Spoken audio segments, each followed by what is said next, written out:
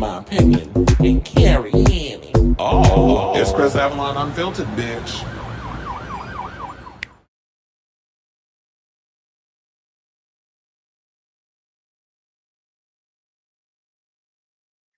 Howdy, welcome and happy Monday. It's your boy Chris Avalon, and welcome to a brand new episode of Chris Avalon Unfiltered, the show where we basically talk about all things going on in pop culture and hot topics. So if that's a show for you, definitely stick around because we got a lot of tea to spill today, including this news regarding Jean Grey's very own Famke Janssen, or the actor that played her, is appearing in Avengers Doomsday. This is according to an X-Men writer. We'll get into that story. Plus, we may have a title for this Black Panther 3 movie that is scheduled to be shooting later this year. And we'll get into that information that just came out earlier. Also, I know the Golden Globes happened last night. I still don't care because I just think the Golden Globes is stupid. But what we are going to talk about is the NAACP Image Awards because Sinners is leading with a massive 18 nominations. So we'll talk about all things going on Black on this channel. So stick around for that. We also got to talk about Hot 97. Y'all, I'm sure you already heard that Ebro in the Morning was chopped. They're doing okay. They're over there on YouTube building their thing there. But now we have it's been announced who is going to be replacing Ebro in the Morning over there at Hot 97. And I actually like their choice. So we'll get into that. Plus, Mary J. Blige, we was talking about her yesterday when we was throwing a little shade at her over her lack of stage presence. She looked like she don't want to be up there performing, but it looked like she finally found a common ground on where she could do a couple of shows and not have to do the whole grueling touring thing. So we'll talk about that because Miss Mama's done started her own residency over there in Vegas. So we're gonna talk about that. Plus, we got to talk about weak ass Paramount and the fact that because they're not getting their way with this whole Warner Brothers deal because they keep getting rejected, now they're pulling a Donald Trump and they're suing. I'm starting to think that this is all Larry Ellison with his bullshit. So we'll get it. It's funny. Not even 5 minutes in the show, I'm already cussing. So we'll break down their lawsuit. Warner Brothers is calling it meritless. We'll break it on down because they work in my root canal nerves. So we'll talk about that. Plus, we got to talk about this actor Matt Prokop. I think that's how you say his name. Who his ex is speaking out and saying she suffered years of abuse. He dated, what was her name, Sarah Hyland, over there from Modern Family. Well, he got caught up in child porn charges. So we got to talk about that tea. Plus, I'm starting to think L.A. Reid might have been guilty. I mean, I think I was thinking it the whole time, but we got a verdict in regards to this whole situation because apparently he went and settled with Drew Dixon over them SA allegations. So they don't have to go to trial. Then we got to get into this, because apparently, why is it like Drag Race start and already the beefs be going off? Because apparently Willam and the artist formerly known as Fifi, Jaremi, Carey, are carrying over on Twitter. This happened a couple of days ago, but I just finally got around to gathering everything together. So we're gonna break that down. We got clips, we got the tweets, we got all of that. So be prepared for that mess. Plus, we got to talk about the Pork Chopper season 18, Didi Fuego, who is explaining why her time on Drag Race season 18 matters despite being chopped first. And we got some great news for you heated rivalry fans. A new book is coming. I'll let you know when it's going to drop. So your little gay hearts and straight hearts, because I know the women love this damn show, will be set aflutter. We'll be getting to all of that tea. So before we get to those topics, if you could please do me a solid, hit that like button. If you are new to the channel, hit that subscribe button. Also, be sure to smash that notification bell so that way you know when we go live with a brand new episode of Chris Avalon Unfiltered. Please and thank you. Now, hold on. Why are they telling me when streaming to a profile, viewer comments won't show up unless the stream is public on Facebook? But well, I know that. Wait, hold on. Why can I show? Oh no, okay. Um, I'm gonna have to figure out how to. I could have sworn I fixed that whole thing with the Facebook situation, but for some godforsaken reason, I cannot program the comments to show up in here. Because normally it'd be showing up in there. Don't tell me y'all went and changed that thing again. Because I actually like when y'all was doing that. Well, I just have to pull it up. The people's in the building already says, so did everyone forget the Golden Globe? But that's why I said I so don't care about the Golden Globes. We're gonna talk about the NAACP Image Awards. I did not know it was on until I logged off the show last night and I saw it was. I was like, oh, the Golden Globes is on. Okay, I didn't care. Still, I didn't watch it. I did see the clips. I thought Nikki Glazer was hilarious, especially some of the jokes she made about Leo DiCaprio. I did like the moment where Wanda Sykes kind of, threw a little shade at Bill Maher, his big nose Zionist ass. And I also loved Mark Ruffalo on the red carpet going in on the Trump administration and wearing that pin in remembrance of um oh my god, I totally forgot the woman's name. Miss Good. I almost said Megan Good. Um, so yeah, so I was liking that he was paying homage to her and all that, and then definitely speaking, he was like, "I'm not feeling well right now, and plus there's so much stuff going on in the industry, and y'all want to sit up here and talk about." He wasn't throwing shade really at the people; that's their job, the media. But he was up there just talking about like this is not a time for us to be all celebrating and what did Miss Girl say on season 7 of Drag Race? Flozzy dying. We ain't got time to be doing all that. It's like we got to get vigilant. And they was asking him for solutions on what we should do, and he was putting it out there. So a lot of people wanted to spew a lot of BS, but don't have a solution. He gave solutions. And if people gonna come up in here with that Trump shit, Google is your friend. Can we get the funny enough, I do have a longer song of it. We never it was but it was I was given the edited version from Ashley Breeze because that's who produced it. But when I sat down with my friend, he was just like, I was just writing stuff down, and we just took the things and put it in the song, and she worked it out. And she was like, "Oh no, if we do a full thing, I don't know if people want to stick around for the whole thing. So we're just going to do a small, get to the point version." So that's the version we get. But if it was a way I can get my hands on that longer version, I might have to hit a friend of mine up and see if I can get it. But shout out to Ashley Bree because she did produce that song for me. But that is me all over it, and those are my lyrics. And you said Happy Monday, Feliz Lunes. Like I said, a number is here, gender versus Bob. Oh yeah, I gotta look into that too. I totally forgot because I did see that Bob answered all the stuff regarding Ginger Minge. The reason why I didn't talk about it is because I didn't get around to watching the video yet. Plus, I gotta watch the Bob the Drag Queen interview where he sat down with Keke Palmer. I still haven't gotten around to I feel so behind on shit. And then I think it's because I get so engulfed in all this Trump stuff. Like last week, I was so behind on so many videos that I was supposed to watch. I deleted all. I was like, I ain't got time. We done moved on.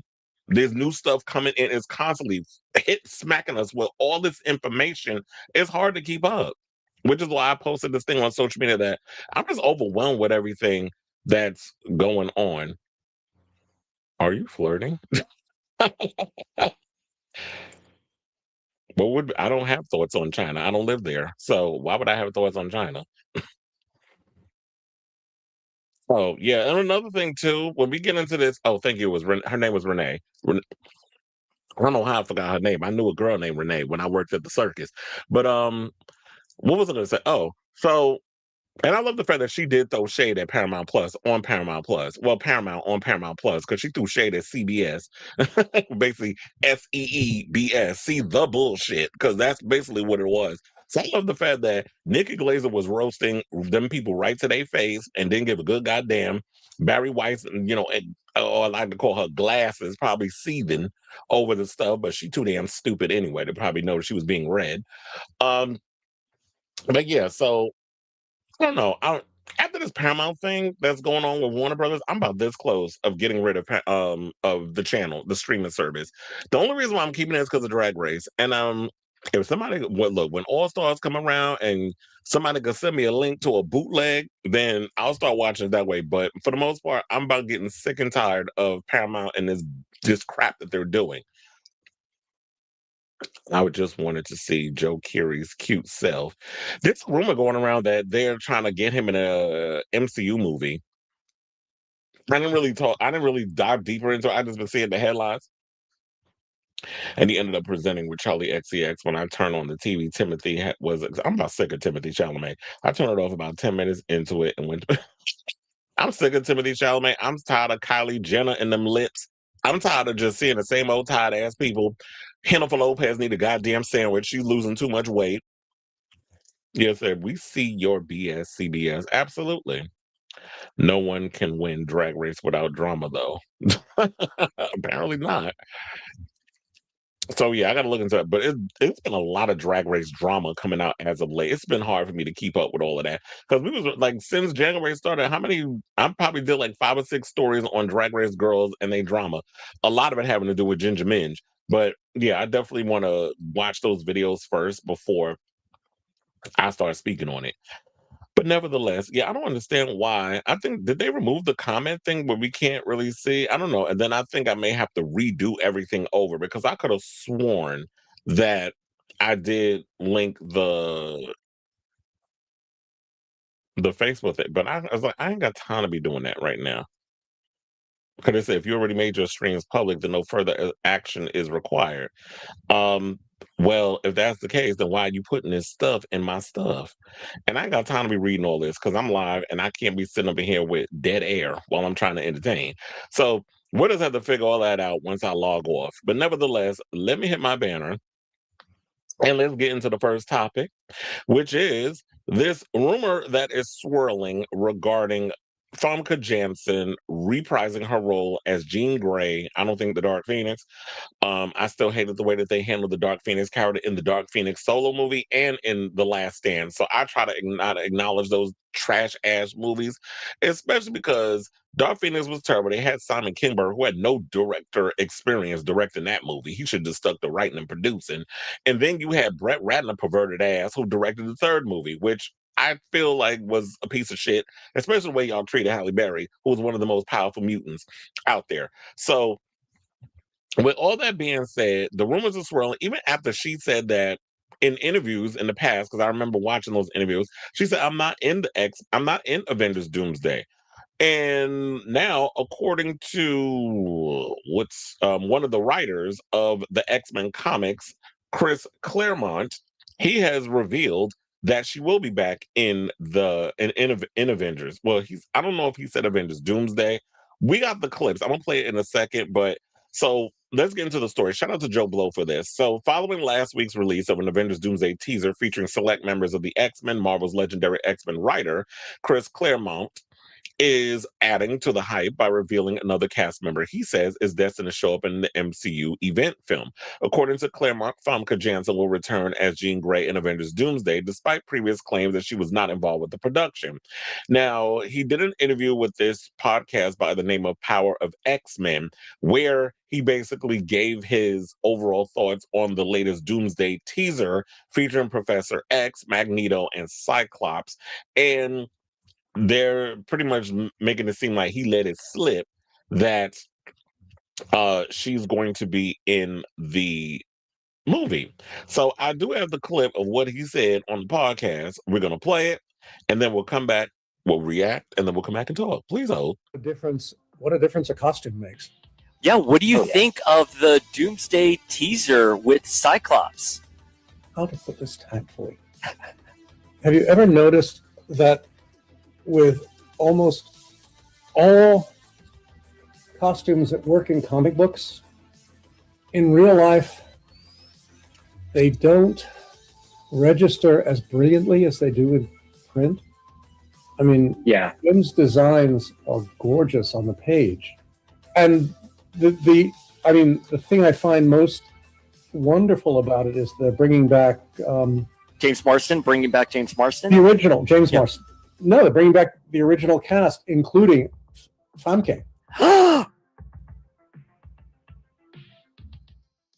What a difference! What a difference! So basically, he revealed there that he said Famke, whatever, but I call her Famke because I be trying to sound all fancy. Tomato, right?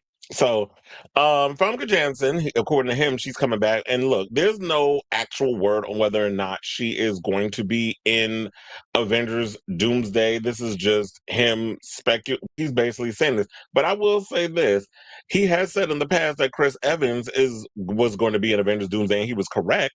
So, even though he's a writer on the X-Men films, the X-Men comics, but I'm sure that if you are a part of the whole MCU and that sort of thing, and you've written for like Marvel and that sort of thing, people talk and things get around and that sort of thing. Yes, she wasn't a part of Chairgate. I don't think they were going to put everybody in there. Maybe they wanted to give us some element of surprise of who was going to be in, but they don't want to do a full-on Scream situation where y'all so desperate to get butts in seats when the movie comes out that y'all want to sit and give all of your put all your cards on the table, and then now because for whatever, because your movies really haven't been doing well. The last few phases post Endgame haven't been really doing well. So while I would like to see her in the franchise, I mean, I don't know where they would probably try to fit her. Um, because I was going to say, didn't they kill her off in X-Men: The Last Stand?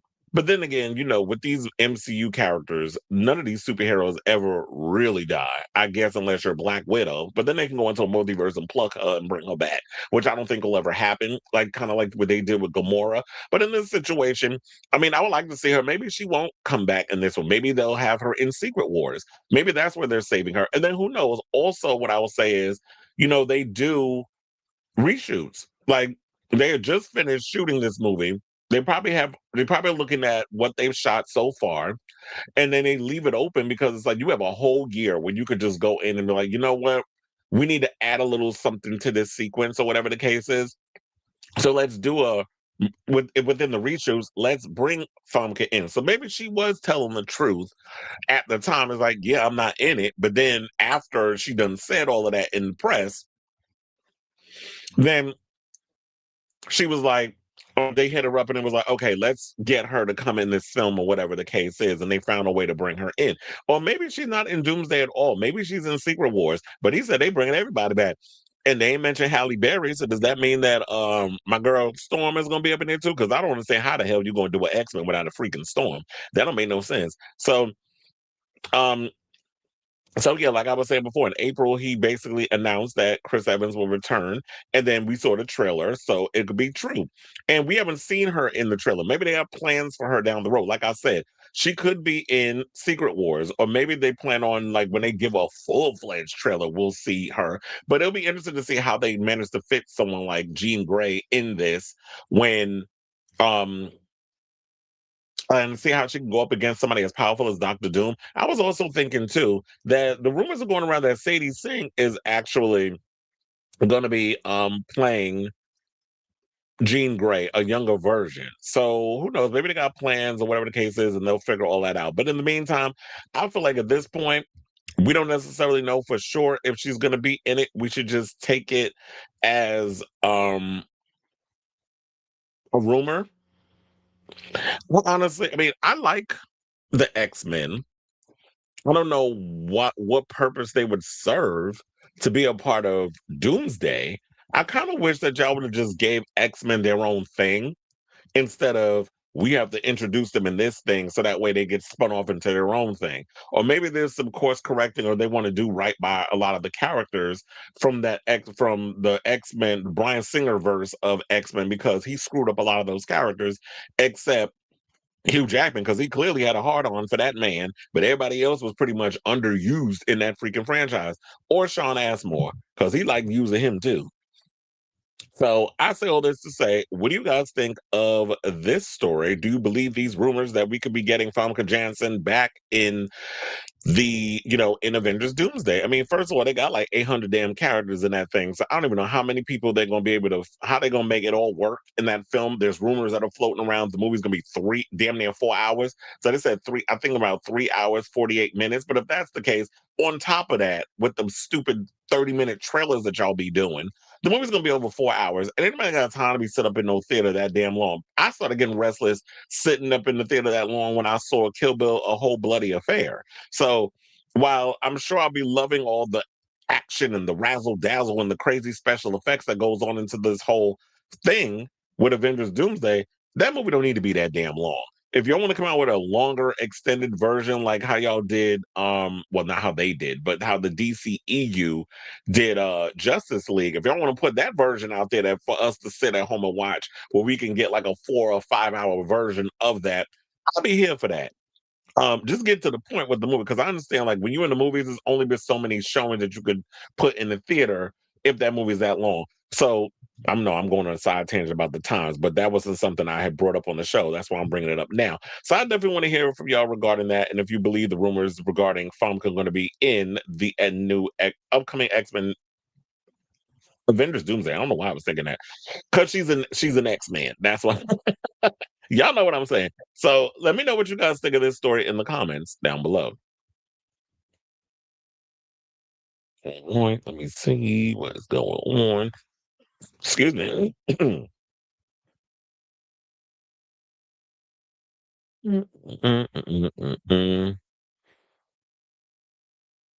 Mm-hmm.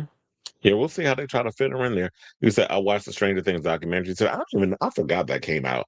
Why was I close to watching a documentary when the actual finale of the show? Then the actual finale of the show, I was more invested into it than. And funny enough, I feel like when I watched the trailer, it definitely was tugging on the heartstrings. So I can imagine like watching the full documentary and it would feel that. To me, I feel like the fact that you got all these actors together and y'all knew it was the final season and getting all that emotion and everything, that's probably way more compelling and powerful than that terrible ass script of that final season.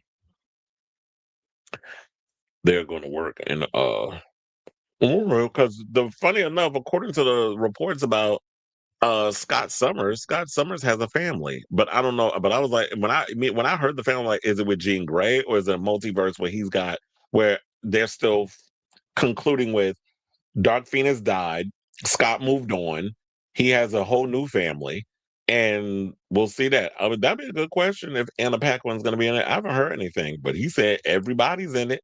I would think they would bring Anna Paquin back for Rogue. Where's she been, by the way? We haven't seen her since they canceled True Blood. Said they salvaging the popular actors and characters, and you know that they probably spent a whole lot of money bringing all the people back. Can I get some Rogue and Emma Frost? Well, Nightcrawler's in it. Um, what's his name? The one that hosts the Traitors. He's already mentioned Alan Cumming. He already mentioned that he shot scenes and he didn't know what the hell he was. He was like, "What am I fighting?" And because he said he had a fight. He has a fight scene with Pedro Pascal's character, Reed Richards. He said they got a fight scene, and the first time when they interacted with each other, he said that Pedro had to go home early. He revealed this on an interview last week, I believe, while he was promoting the Traitors, and he said that I think Pedro hurt his neck and he had to go home early or something or another. So, yeah, Alan Cummings in it. He already revealed that. I don't know about Rogue, but if they say everybody's coming back, I don't know about Emma Frost. I don't like how they did Emma Frost in the X-Men universe. If they could find a way to make her work today, I would be all for it. Because when did Emma Frost show up? She showed up in in the in the in the one where they made them younger.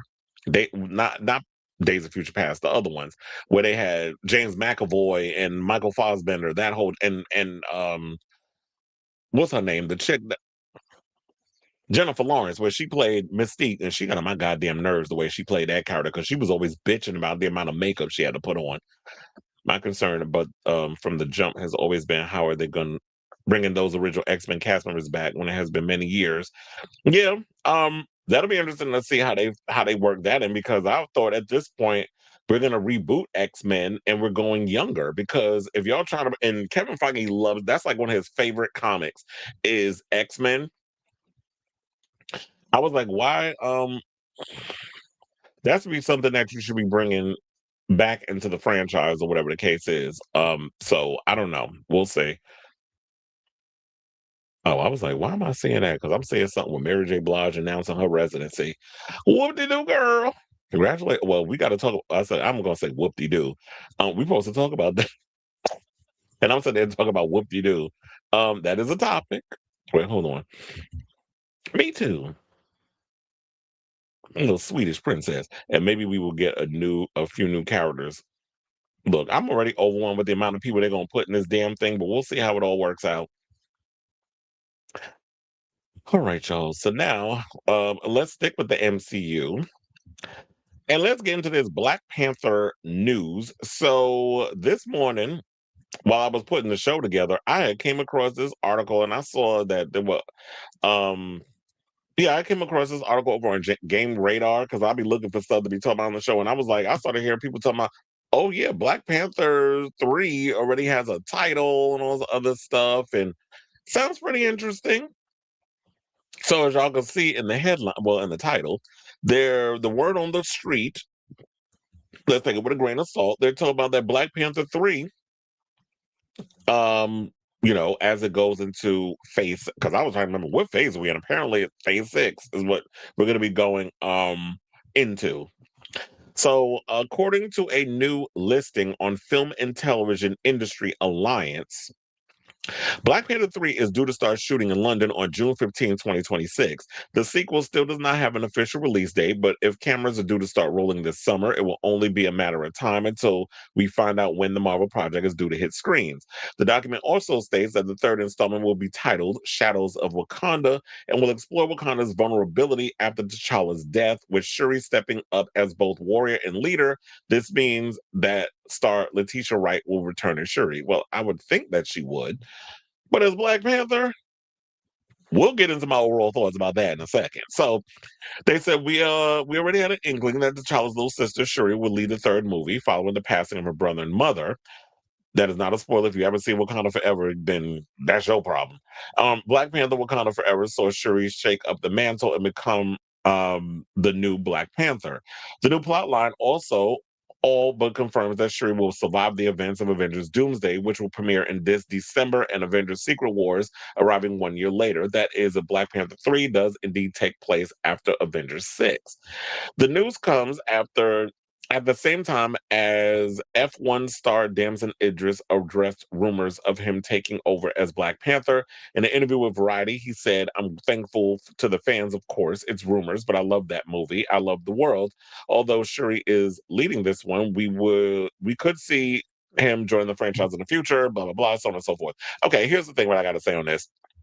While I get that Shuri does eventually become Black Panther in the comics, I have not liked Letitia Wright as Black Panther in the films. I do not think that she has what it takes to lead, and she doesn't have that bravado. She doesn't have that charismatic, that presence that someone like a Chadwick Boseman has when she comes in. She definitely gives second tier vibes. She gives assistant T's. She gives basically like you're there to be in the room, be the Q of Wakanda.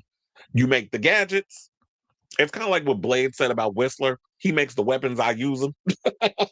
So that's what I get from her. I do not get, and I get it, that people are like, oh, you don't like the fact of seeing a black woman. No, that ain't what I'm saying. Don't start up here and twist my words, and don't start with that bullshit. Because I love female characters as superheroes. Even though I don't like the Zionist bitch, I did like Gal Gadot as Wonder Woman in the first movie.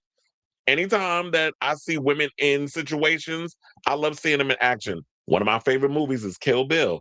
I can't wait to see this new movie, where they're gonna kill you, whatever it's called, with Zazie Beetz. I'm looking forward to seeing that damn movie. Anytime we see a woman in some type of situation, I love seeing strong women in action roles, horror movie roles, anything Mila Jovovich comes in, even if it's terrible. My ass is in the theaters watching it. I love the Underworld movies with my girl Kate Beckinsale. I think they need to make another one. I even bought the last two ones that they came out with. The last two Underworld movies, because I was in the mood to watch Underworld for some reason. So I was like, let me just buy it, because it was like for a good price. It was like to get all of them. So I sat and I did a whole marathon about 2 weeks ago of all the Underworld, and I was sitting there just getting my life.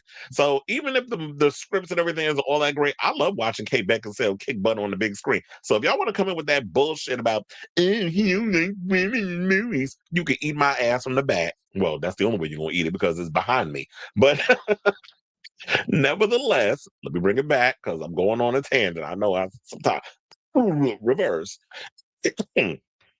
Okay, so but I don't feel that she is good enough to lead Wakanda. I like the fact that we have M'Baku and all of them coming back, and we got Okoye and all of them that are going to be doing what they do. But as far as like bringing in eventually a new Black Panther, look, I get that they had to do what they had to do with, and I know some people don't like the fact of what they did with Wakanda Forever, that it was like, oh, y'all didn't recast a Black Panther. First of all, we Black folks don't do that. Like, we don't just sit up in here. We can't just do what white people can do, because they always got the leg up. They have way more products that they could pick from, where you could just bring a new person in and y'all are okay with it. When it comes to Black people, we have to do the thing of, you got to respect that actor that came in, because we don't get a lot of roles. There's not a lot of superhero roles regarding Black people. So I understand why Ryan Coogler had to do what he had to do with Wakanda Forever. Yes, it wasn't a perfect movie, but I understood what he was up against, and I'm glad that, Marvel, Disney, whatever you want to call them, allowed him to do what he needed to do with that film, so that way they could honor and respect Chadwick Boseman as that character, but also let's move it forward. Because I feel like, yeah, let her come in and do what she got to do in Doomsday and possibly Secret Wars. I don't know how much Shuri's character as Black Panther is going to fit in that universe. But we already know she's going to be in Doomsday because we saw the trailer. But I don't think they aired the trailer yet. I showed y'all pictures. So yeah, that official trailer I don't think dropped yet. I could be wrong, but yeah, that trailer with X-Men, well not X-Men, with Black Panther and Fantastic Four. I don't think that trailer came out yet, but I did show y'all pictures. But anyway, so I don't know how much he fits in this whole thing, but as far as it goes with that, I just don't see it. I do think it's time to recast. And the way you need to go about it is either y'all do a multiverse situation, but then again, they'd be like, well, why you can't pick Chadwick Boseman because he's dead. So either you pick a whole new actor and do that, or the best bet is we got to do a time jump. And Damson Idris be old enough to take on the role of, this character. And he's the new Black Panther. And then he comes in and he's this kid that has to take on this responsibility. Yeah, it sounds similar to what they had to do with T'Challa after his father T'Chaka passed away. Well, was killed, because remember he died of the explosion. And damn, what was it? What movie was it again? It was Avengers, right? Civil War. When they did that one, that's when his father passed, and that's when we got introduced to that character. It's like I had to remember because it's been a minute.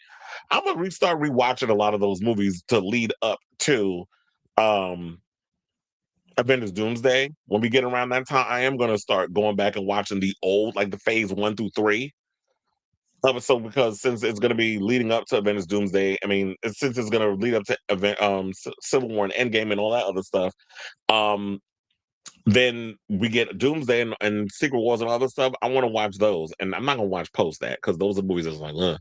But I might watch Shang-Chi because Shang-Chi is in it. But yeah. So I'm not really feeling her, but I do feel like they need to recast at this point. You need to bring in a new Black Panther because that's what people are here to see. And I don't know, y'all don't have to agree with me. Denzel Washington, he did say that it is well, the rumor's been going around because remember he made it slip that Ryan Coogler's writing a role for him. I'm thinking he might be playing something like the Shadow King, which I actually would think would work. And to me, the Shadow King would fit in something like Shadows of Wakanda because Wakanda, the people in regards of Wakanda, they talk to the spirits and all the other stuff. You could bring Queen Ramonda back to be that spiritual thing that they talk to. Just like they had a moment where Shuri, in the last movie, she went and spoke to Killmonger, and then in the first film, you had T'Challa speaking to his father and that sort of. So they have a way of invoking the spirits and for that guidance or whatever the case is, or to kind of do their power because they're kind of like avatars in a way. I'm not talking about Avatar like the blue people. I'm talking about Avatar, the Last Airbender. So I'm talking about something like that. So yeah, I just think, but yeah, I think that's all I got to say on this. So yeah, I'm not seeing Shuri as Black Panther. I guess you could use her to pass the torch or whatever the case is, but I'm actually for it's time to bring T'Challa's son in this situation and let's get cracking with that because this whole thing about Shuri playing the character, I just don't see it. So I want to hear from y'all. What do you guys think of this story in regards of these rumors regarding the name of this upcoming Black Panther film? Do you like the title? And are you here for her reprise? Well, Letitia Wright reprising the role as Black Panther. Whatever your thoughts are, let me know in the comments down below.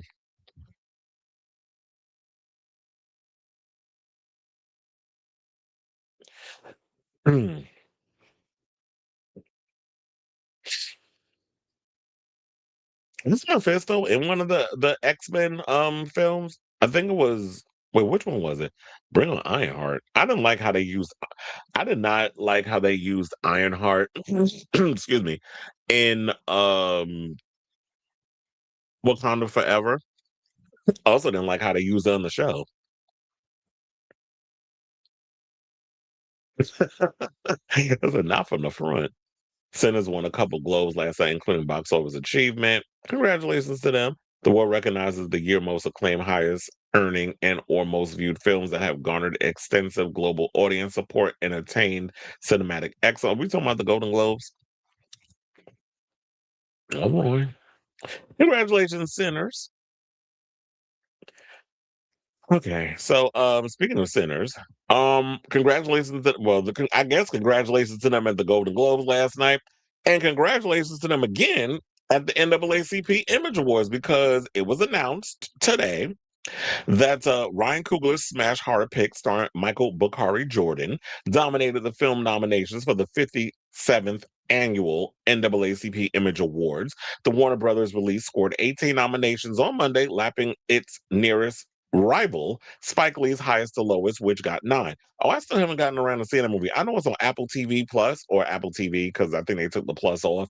So I need to get around to watching it. But they said that, and besides that, Bel-Air led all television shows with 7 nominations. I think this was their final season. This show was done, so they're getting all the nominations. The nominees for Entertainer of the Year, the show's signature category, include Cynthia Erivo, who has no nominations in this whole Oscar race.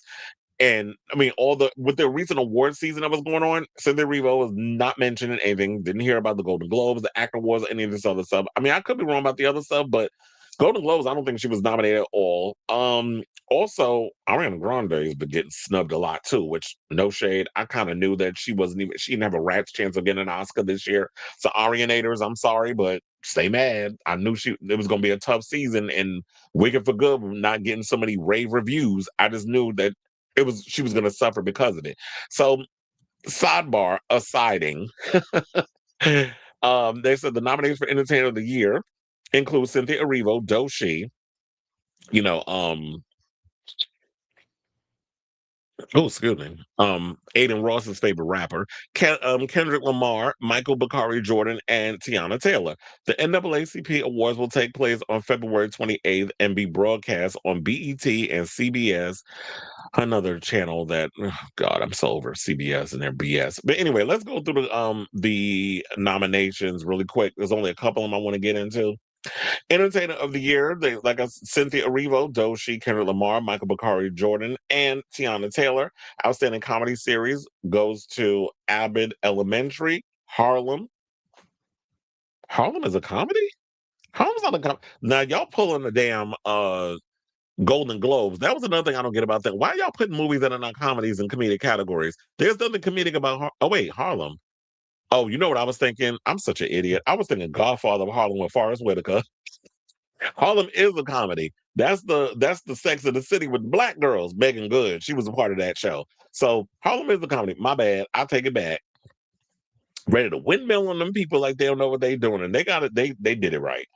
I'm a still windmill on the Golden Globes. So there's an Abbott Elementary, Harlem, Survival of the Thickest, The Residents, and The Upshaw's. Outstanding Actor in a Comedy Series, Cedric the Entertainer for The Neighborhood, David Allen Greer for St. Dennis Medical. I think they canceled that. David Oyelowo for Government Cheese. Let me find out y'all got a show called Government Cheese. There's Michael. Mike Epps for The Upshaws, and Vince Staples for The Vince Staples Show. Then we have Outstanding Actress in a Comedy Series, Ayo Adaberry hold on, because I just realized I didn't put we got to have bells and whistles on this show. Ayo Edeberry for The Bear. The Bear is not a comedy. Okay, so now I'm windmilling back on y'all. The Bear is not a comedy. It's a drama with funny moments. It's not a comedy, so it should not be on this list. Maya Rudolph for Loot, Michelle Buteau for Survival of I like Michelle Buteau for Survival of the Thickest, Quinta Brunson for Abbott Elementary, and Uzo for The Residents. Now, Outstanding Supporting Actor in a Comedy Series, Coleman Domingo. That's he like the light. I guess I do got to check. I was gonna say, because he like the light skinned menses, but he married. I close my legs to marry men. So, but I did call him my husband though. Coleman Domingo for the 4 seasons. Then we got Giancarlo Esposito for The Residents, Josh Johnson for The Daily Show, Wendell Pierce for Elsbeth, and William Stanford Davis for Abbott Elementary. Outstanding Supporting Actress in a Comedy Series, Edwina Findlay for The Resident, Ego Nwodim for Saturday Night Live. Is it Ego or Ego? Janelle James for Abbott Elementary, Jerry Johnson for Harlem, and Wanda Sykes for The Upshaws. Now we got Outstanding Drama Series, Bel-Air, Beyond the Gates. Oh, I love that damn show. That's so popular. That's a guilty pleasure. Forever for Netflix, Paradise Hulu, and Reasonable Doubt for Hulu. Outstanding actor in a drama series, Forrest Whitaker. See, now I'm, Godfather of Harlem, because I got my Harlem and my Godfather of Harlem mixed up. Jabari Banks for Bel-Air, Michael Cooper Jr. for Forever, Morris Chestnut for Watson, and Sterling K. Brown for Paradise, which I'm actually looking forward to Paradise Season 2. That's a really good show. Outstanding actress in a drama series, Angela Bassett, 911. Amayatsi Coroneldi for Reasonable Doubt, Lovey Simone for Fever. Oh, sorry, Forever. Portina Miller, Power Book 2, Raising Kanan. Queen Latifah, The Equalizer. Well, I say give her to Queen Latifah because this is her last time to get one because, they canceled that damn show, unfortunately. Then we got supporting actor in the drama series, Adrian Holmes Bel-Air, Otto Azando for The Diplomat, Caleb McLaughlin for Stranger Things, Jacob Lattimore for The Shy, and Wood Harris for Forever. Outstanding supporting actress in the drama series, Aisha Hines. I love me some Aisha Hines. For 911, Audrey McDonald, The Gilded Age, Karen Pittman, Forever. And then we got two people. Well, Karen Pittman's been nominated twice. One for Forever and one for The Morning Show on Apple TV. Forever's on Netflix. And then Nicole Bahari for The Morning Show. I was like wondering whatever happened to Nicole Bahari. Well, I've never seen The Morning Show, so I've heard good things about it. Let me see. I'll try to go because I don't want to go through all of these. Now, standing limited television series. They said G20 Prime Video series special or okay. They said series special movie because I was about to say G20 was not a series or a special. It was a movie. I think isn't G20 the movie with what the hell's name? Viola Davis, where she was the president. She was playing like an action hero. That movie wasn't good, but I like some of the sequences and stuff in it. They got G20, Ironheart, Ruth and Boaz,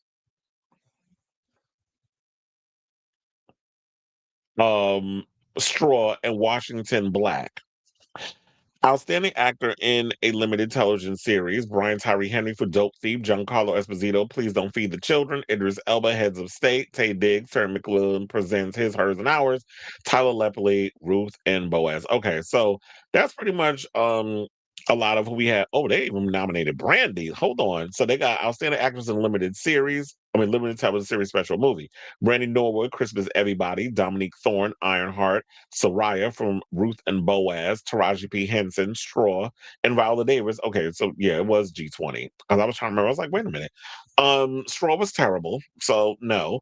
I like Viola Davis. Who knows? Give it to Brandy, because I love me some Brandy. So the looker and the singer. So there you have it. Those are our list of nominations that I have so far. There's a full complete list, but we'll be here all day pretty much yapping about it. Hold on. So I say all this to say to you, what do you guys think of this story? See, this is why I hate because I'm doing where I gotta sit and multitask because I'm getting text messages, trying to text and do a damn show. But anyway, so let me know what you guys think of this story regarding the NAACP Image Awards. Who do you think? Well, I don't know. I didn't give you all the whole list, so I can't even ask y'all like who would you have liked to have seen that was a part of the list that was snubbed or whatever. But what do you think of the NAACP Image Awards in regards to the nominations that I mentioned? Whatever your thoughts are on this matter, let me know in the comments down below.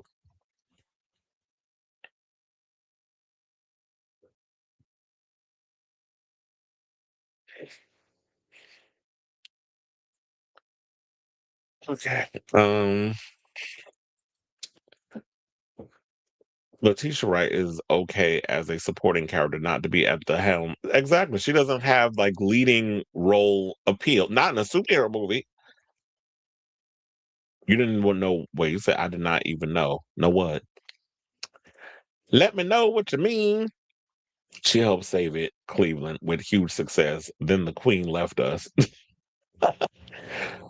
Who helped save it? I still didn't think like she had that gravitas to help carry that movie. Angela mad she ain't getting a big check for yeah, I was mad that they killed. I was like, so you going to T'Challa dies and then you kill old Queen Ramonda? I was kind of tight at Ryan Coogler for that decision. I wonder if Angela Bassett was torn since Sinners and her film Impossible were up for some of the same awards. Wait, Angela Bassett did another movie I didn't know about? I love Ironheart. It's a great show. Shut up. The Hood will be a good villain as well for Black Panther. It's interesting to see which direction, excuse me, they decide to go in regards to this whole situation. But we'll just have to wait and see. And even if Damson Idris is going to be coming as T'Challa, how will they work that into the show? Oh yeah, you're right. You said Mission Impossible. She wasn't it. Duh. I don't know. I was like, but I think she was nominated for that movie. That movie wasn't good. And I like Mission Impossible, but that Final Reckoning movie was trash. The two big stunts they had in the film was cool, but other than that, the story wise with the entity and the whole AI thing and Eastside, I was like, look, Nicholas Hoult. The rumor was he was actually the villain in it, and then stepped down. You did the right thing by being like, "Nah, I'm good," and you went and did Lex Luthor. So I like the fact that you made the right decision and left Mission Impossible, and you ain't want to be the villain part. I wonder if because the movies kind of came out around the same time, sort of, if that was something, if that was the reason why he dropped out of playing the villain role. Okay, y'all. So now let's go from TV to radio. We got some radio news. So I guess congratulations are in order for the kid Mero, he formerly of Desus and Mero. He's got himself a new gig. He over there at Hot 97 as their new host. Well, he's actually replacing Ebro in the morning with his very own morning radio show. So he'll be, I guess, competing over there with that tight ass Breakfast Club where they got all the men and Lauren LaRosa that works on the show. The three guys that they have over there. Charlemagne, Jess Hilarious, and DJ Envy, and then Lauren LaRosa. So it'll be interesting to see because I know like we got Mero over there, but I wonder if he's gonna have any co-hosts or whatever. But anyway, let's get into the article. So shout out to Hot 97 for their own tea. So New York's #1 multicultural station, regardless of language, today announced the launch of its brand new morning show, Hot 97 Mornings with Mero, premiering Tuesday, January 13th, which is my sister's birthday, by the way. Shout out to her. Airing weekdays from 6 a.m. to 10 a.m. Eastern Standard Time. The show will be hosted by the kid Mero, one of New York's most recognizable and authentic voices in media and culture. Hailing from the Bronx, the Kid Mero is a New York Times bestselling author, Writers Guild Award winner, and a variety comic to watch. He currently hosts Victory Light with the Kid Mero and co-hosts 7 p.m. in Brooklyn with Carmelo Anthony. Now Mero brings his unmistakable energy, humor, and cultural perspective to mornings on Hot 97. So they said, Hot 97 has always been about representing the culture of New York, and Mero is New York, said Cujo Sogadzi, EVP of Content and Growth in Media at Media Co. He's authentic, hilarious, fearless, deeply connected to the community. Hot 97 Mornings with Mero is gonna set the tone for the city every morning and create must-listen moments for our audience. The announcement comes on the heels of the historic 2025 for Media Co., a year marked by surging revenue and performance that outpaced every broadcaster in the nation, underscoring blah, blah, blah. So, okay, whatever. That's a bunch of word salad. Here's the thing. I like Mero, but will I still be listening to the radio? No. I told y'all, I haven't listened to the radio since Wendy Williams left to go do the Wendy Williams talk show. So that was the last time I actually knew how to turn on the radio and listen to what the hell was going on over there. If I got even a radio that I could plug in that works, that I'll be able to listen to the radio. Like I don't even know how to get access to Hot 97, quiet as it's kept. So unless they're gonna put clips up on YouTube or whatever the case is, and I can catch like little clips of whatever he's talking about and see it that way, I'll check it out. I'm glad he got a gig. I'm hoping he's gonna be able to do what he got to do over there at Hot 97, especially with them overlords that's running that place, and they're still running radio like a freaking relic and not really adapting to the times. Because I'm gonna be honest. One of the things is I never really listened to Ebro in the morning when it was on the radio and they were a part of Hot 97. But when they were fired and they went immediately to YouTube, and well, Laura Stiles is on vacation at the time. So I would listen to Ebro and Rosenberg on the radio talking about when they were at the channel. They weren't giving away too much, but they were talking about certain, and they said down the road, they'll probably start, slowly they'll start spilling tea about what was going on behind the scenes at the radio station and everything, and how they didn't the people that were running Hot 97, the the new guards that were in there were pretty much running into the ground. They didn't like a lot of the business ideologies or things that they was doing, and a lot of people was talking behind the scenes about a lot of shenanigans that was going on. So if Mero was able to come in and do what he got to do to make that channel work, then that's great. I'm glad they didn't go with Funkmaster Flex, because Funkmaster Flex, to me, you're a DJ. Whenever you open your mouth, you sound like an idiot. I don't think you have morning radio.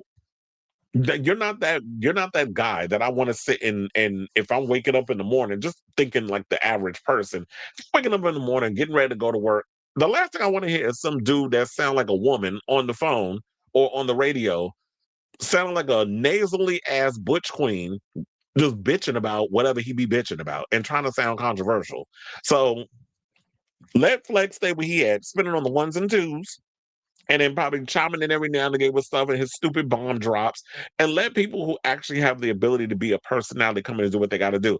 But I will say this, when it comes to Ebro and them in the morning, once they've made the switch to YouTube, I've been watching their stuff more than I've been watching when I watch them on the radio. They fit so much better doing the 1 hour show that they do on YouTube than they would when they were on the radio. That's why I said before, when I had someone hit me up and was like, "Oh, I want you to kind of do something for my radio station," and um, this was like a meeting I had a couple of years ago, and I was just like, "No, I didn't want to do it," because I was like, "This is what I like doing. I like getting on a channel and just the gift of when you got the gift of gab. I just want to talk. I didn't want to do things where I play music." And for most of the time, and I only get 10 minutes to pretty much give my opinion on stuff. It take me 10 minutes to get through one damn segment. Depending on what it is, if I'm breaking stuff down and giving y'all all the layers and the nuances. So I was like, nah, radio was just not something for me that I wanted to do where I could just come on and play majority music and then come in and talk. I like the old idea of what I did with all digital radio, which was I did a whole lot of talking, and then with my little break, we played commercials, then we played a song or two, and then we came back and I did the rest of the show. So it was 1 hour yapping, commercials, two songs, one or two songs, and then I came back and talked for the second hour. So I like that whole idea.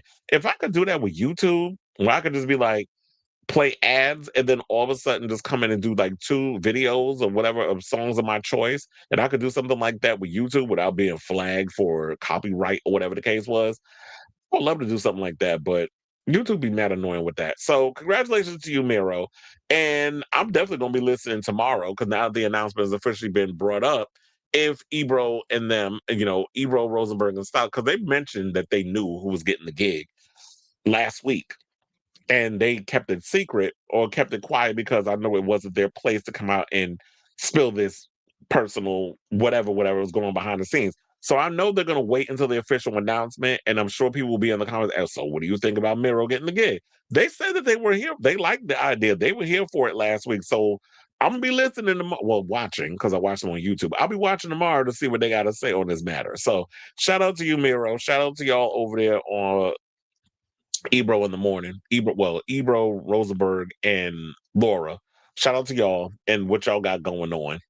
And sidebar, I did see that people was complaining, talking about, see, that's why y'all need to be in a studio together or whatever, because they doing everything like Zoom. Like you see them in doing like internet plugins or whatever. They're in 3 separate places. And they're like, they're working on that. They're working on getting a studio where they could be in a room together and do a show and that sort of thing. It's like y'all gotta give people time. Y'all don't realize, like, when it comes to this whole internet thing, it takes time to get to that point. It takes time to build, like, find a place where y'all can all come in with a table, you got the lights, you got all that other stuff hooked up, and be able to give you all a proper show. In the meantime, we just gonna stick with the internet. Thank God we got the internet, because we could do stuff like this. And that's why I say, even for me in the future, one of my dreams is to have my very own studio and do a show, instead of me just doing it out of my place with the ring light and the camera and the background and all other stuff. I would love to have that point of my own studio, like a Funky Dineva, what she's doing, and T.S. Madison, where they have their whole set up.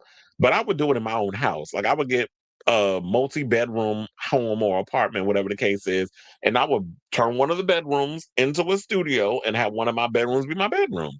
So, so that's what I'll be doing. I'm giving y'all a little taste of my plans when I get to that point, but I got to build up enough of an audience and accumulate enough money to make that happen. And y'all can help me make that happen down the road. So I'll put it out in the universe. It usually comes true. So that's why I was saying it out loud. But anyway, let me get off this conversation and let's move on. So let me know what you guys think of this story in the comments down below.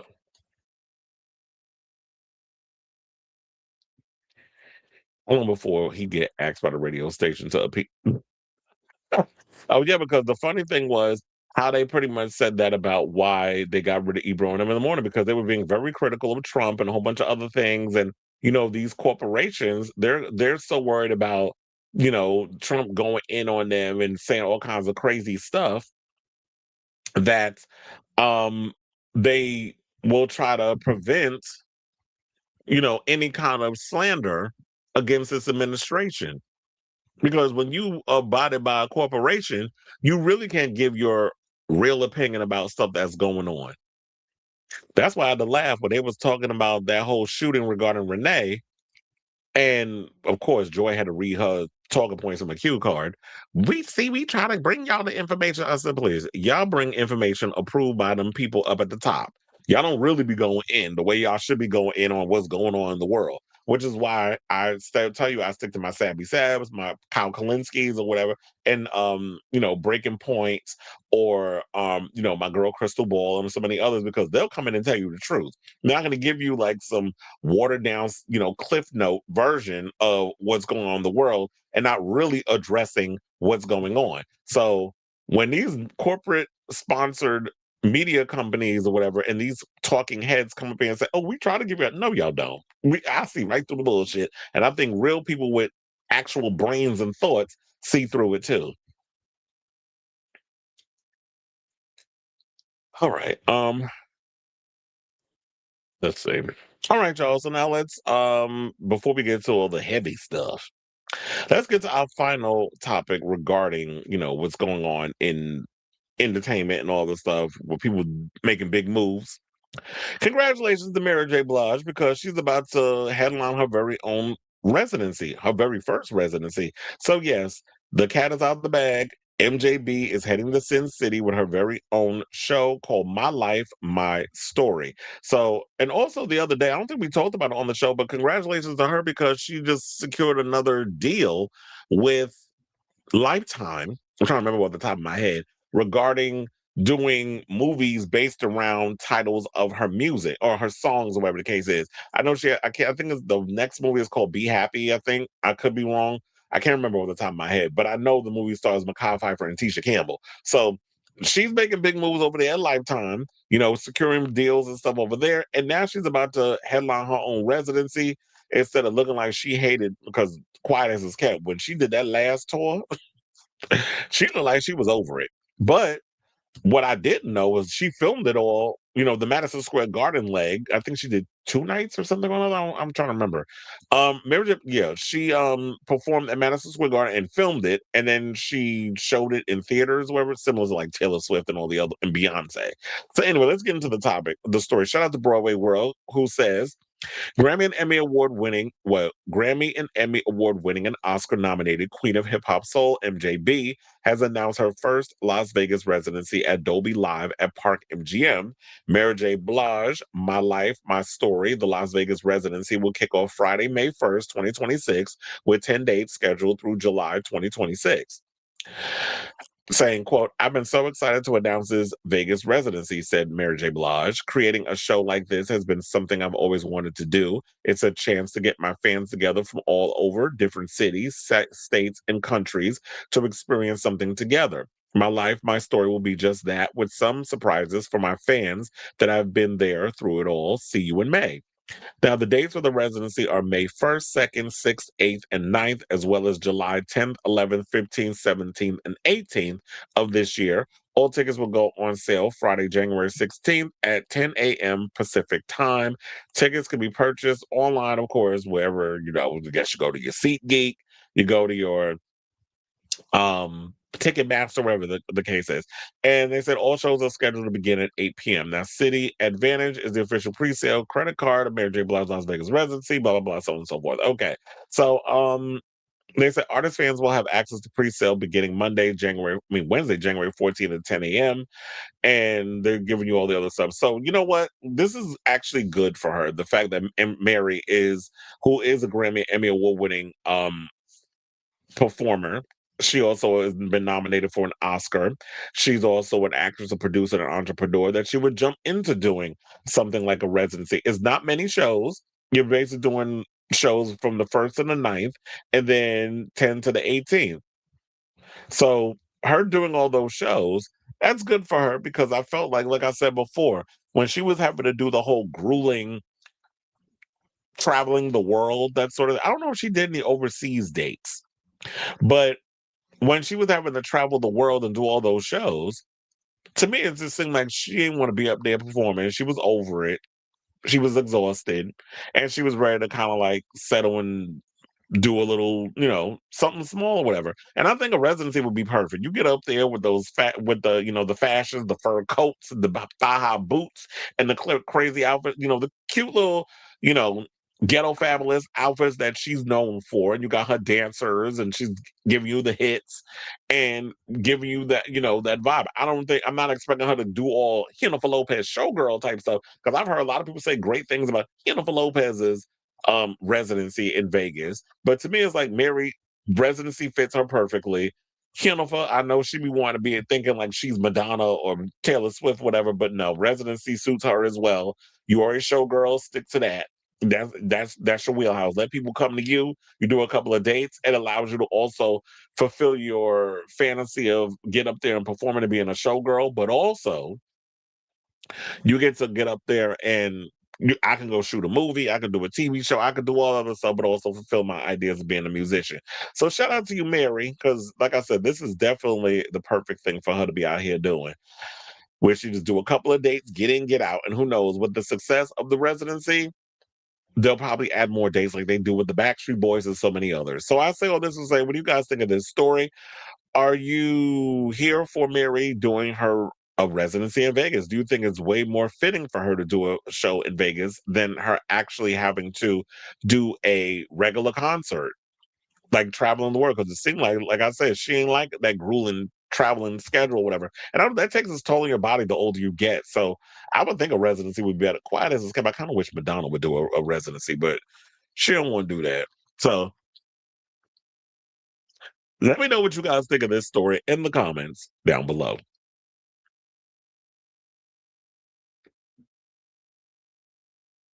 Mary. It's a Mary. All right, y'all. Now let's get into this mess because I just knew that this Paramount Warner Brothers situation was going to get ugly.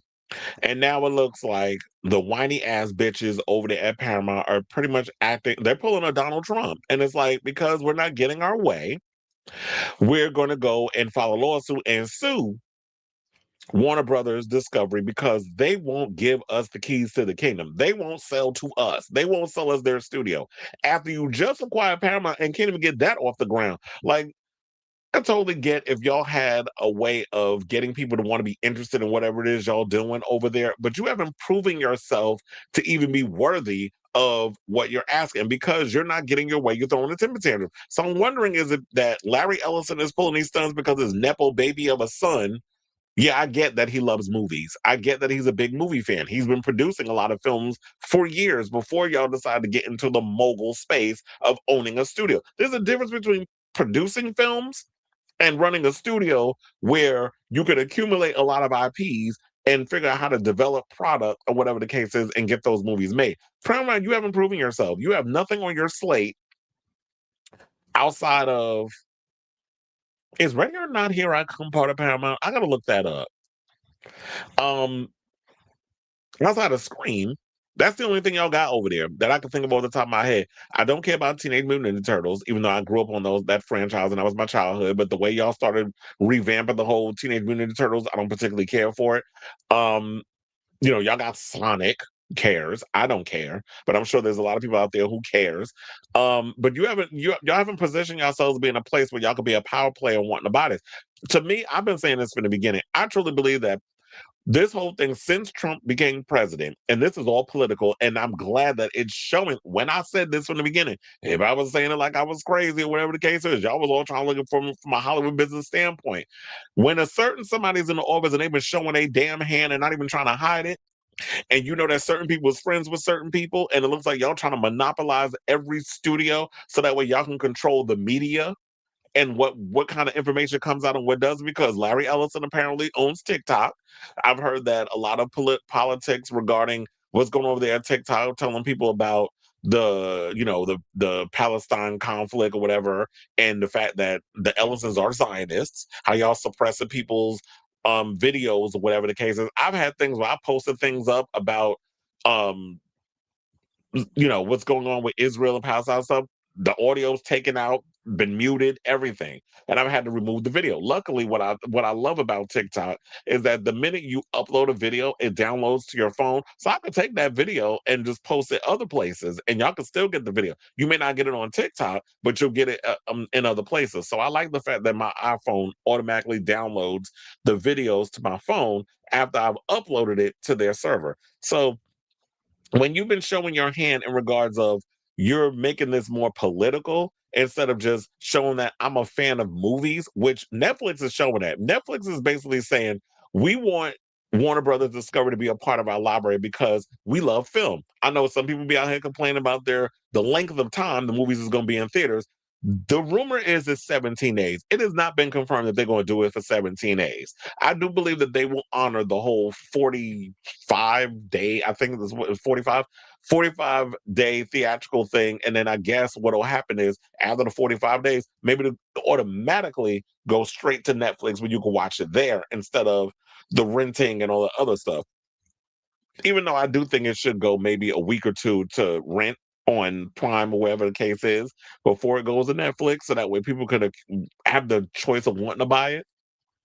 But nevertheless, Paramount has shown many a times that they've been trying to make all this political, especially when you got Glasses over there who's been ruining the news department. And so if they get their hands on Warner Brothers Discovery, which I will say this, Netflix only wants the movies and the TV stuff. They don't care about the media aspect.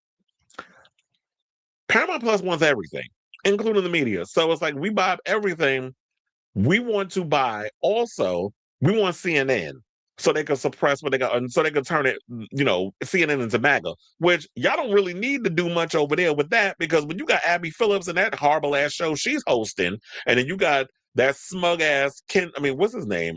Scott Jennings over there, and y'all keep inviting people like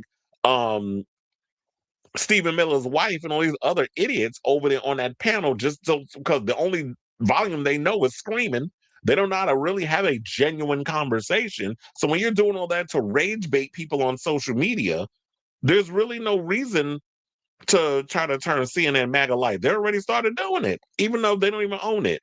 Even though Paramount don't have their hands on it. So I don't really, like y'all already know, I don't watch legacy media because legacy media is trash. But so I just want to go and put all of that out there before we get into the actual article. Because I was just like, I knew my feelings I was going to get in my feelings. Let me get it out. And while I go through this article, I'll probably still be getting in my feelings about some stuff. So whiny Nepo baby David Ellison, who is currently running Paramount into the ground, is suing Warner Brothers Discovery in a desperate move to block Warner's $72 billion sale to Netflix. So since it was announced that Netflix will be purchasing Warner Brothers Discovery, the David Ellison-led Paramount Skydance, which kicked off the bidding war for the studio in 2025, has persisted in trying to get WBD to back down from the deal, submitting a hostile offer shortly after the agreement was revealed. It was reported that Warner Brothers Discovery was concerned about some of the components of Paramount's 30 per share offer, approximately $108.4 billion overall, which is said to include financial backing from sovereign funds. Because remember at one point they were trying to get Saudi Arabia to help with the money. Now, if y'all talking about y'all billionaires, you got all the money, why are we reaching out to Jared Kushner? Why are we reaching out to Saudi Arabia to help you buy and scrape up money to buy a studio? You just got your hands on Paramount, which Donald Trump helped you do that. And this is how I know that Donald Trump is like trying to start some mess with all of this. Donald Trump just said in the interview, I believe it was on Variety that I saw this on, if I'm not mistaken. I should have pulled this up when I was doing this earlier. So yeah, he basically said he is not he doesn't want Warner Brothers and um wait, they got what was it? He said that because I don't want to mess up exactly what he said, but I'm a paraphrase because I can't necessarily find it. So he basically said that he doesn't want Warner Brothers Discovery to merge with Netflix because of, whatever reason or whatever the case is. And he says if he can find a way to intervene in the situation of this thing happening, he will do that, which goes to show that they're all in cahoots with all this mess and they're trying to control all of what information is out there.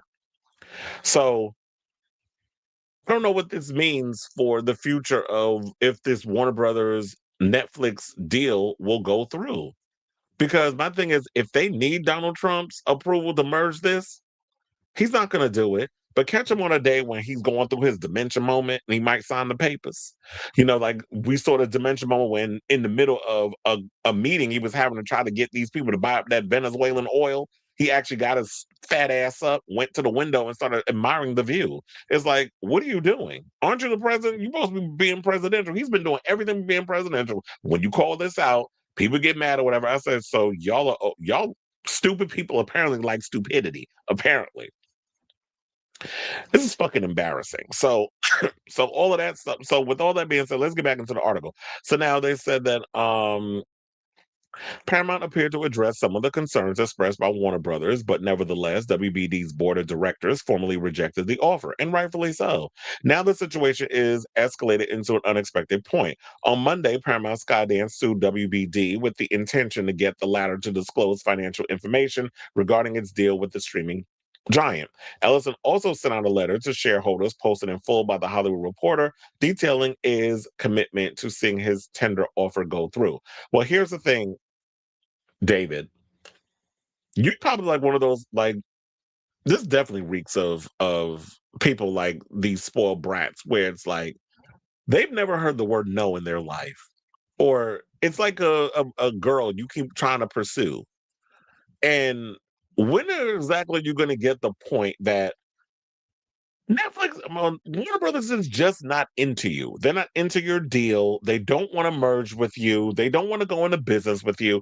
There's no reason of whatever it was that you were trying to sell them on. They probably feel like y'all don't have the money to be able to accumulate to promise all these things that you want. And how you want to sit there and somebody that you want to see their records? Let's see y'all records. I feel like Warner Brothers needs to countersue and be like, let's see y'all financial information. Let's see how, like, where did y'all get this money to actually merge with this, with Paramount and all the other things that goes on with that? Countersue. And I'm sure Netflix will probably jump in the mix with, oh, hell no. So they want, this is the game they want to play. Well, we're going to play it with you. We could be just as dirty.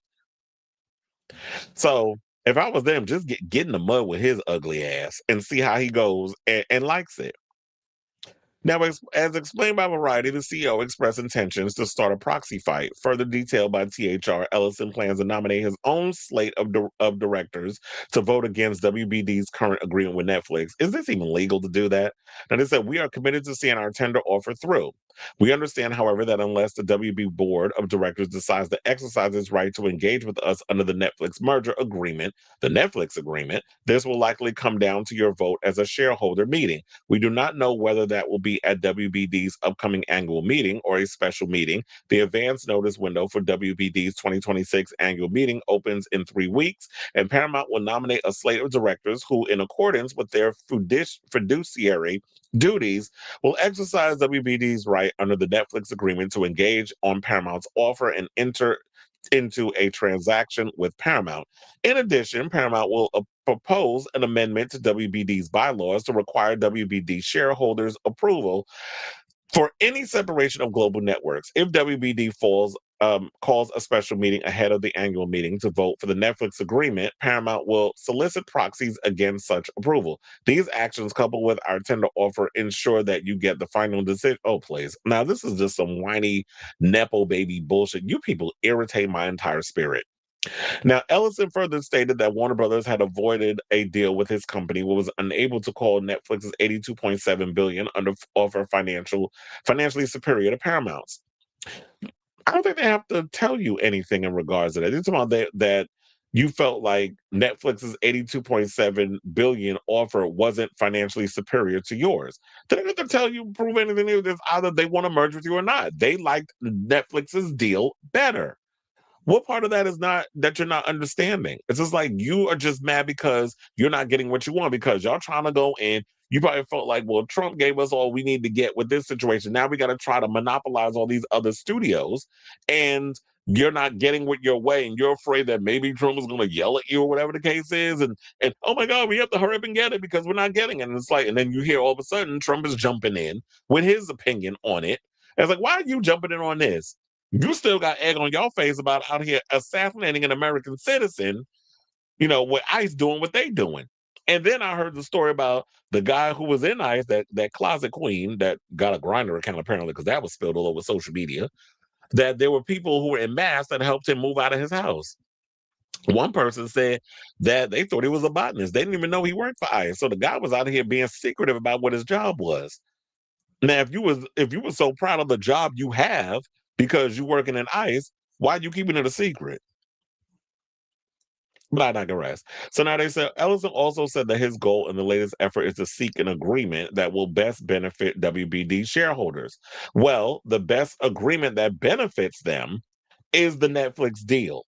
So why are we still going back and forth on this? And he goes on to say, we do not undertake any of these actions lightly. Make no mistake, our goal remains to have constructive discussions with WBD's board to reach an agreement that is in the best interest of WBD shareholders. The best interest is not you. They're just not into you. They don't want you. Move on. Jesus. It's like somebody who just, like, you can literally hit them upside the head with a sledgehammer for them to fucking get it. So, in addition to all that, because I'm tired of even talking about that word jargon, all that mess over there with them, let's get to what Warner Brothers Discovery had to say, because they clapped back on the situation. So Warner Brothers Discovery is clapping back at Paramount Skydance's ridiculous lawsuit seeking more financial details on WBD's deal with Netflix, and said Paramount continued campaign to try to convince Warner Brothers shareholders that its $30 share offer is superior as an attempt to distract investors. In a statement, WBD said Paramount's lawsuit filed Monday in Delaware Chancery Court. Ain't no hateration or holleration. This chancery was meritless. The company said the Paramount, led by Chairman and CEO Nepo Baby David Ellison, has yet to raise the price of its offer to acquire WBD in its entirety, saying, quote, despite 6 weeks and just as many press releases from Paramount Skydance, it has yet to raise the price to address the numerous and obvious deficiencies of its offer, WBD said in a statement on Monday. Instead, Paramount Skydance is seeking to distract with a meritless lawsuit and attacks on a board that has delivered an unprecedented amount of shareholder value. In spite of its multiple opportunities, Paramount Skydance continues to process a transaction that our board unanimously concluded is not superior to the merger agreement with Netflix. So, and they started this whole thing of wanting to acquire Warner Brothers weeks after they closed their deal with Skydance to merge with Paramount Global. So you've only been in partnership with Paramount Global since August. So 5 months you've had Paramount under your situation. Why isn't it that you can't just focus on turning Paramount into the Zionist warmongering network station channel studio that you want to do with all the bullshit you got going on? Focus on that. Why are you trying to go and instead of y'all focus on what y'all got to do over here and actually get people to do what they got to do, like trying to get people to come up? You already got the Duffer Brothers over there. So figure out what you're gonna have them do with them over on that show. You already lost Taylor Sheridan. He done went over to NBC Universal.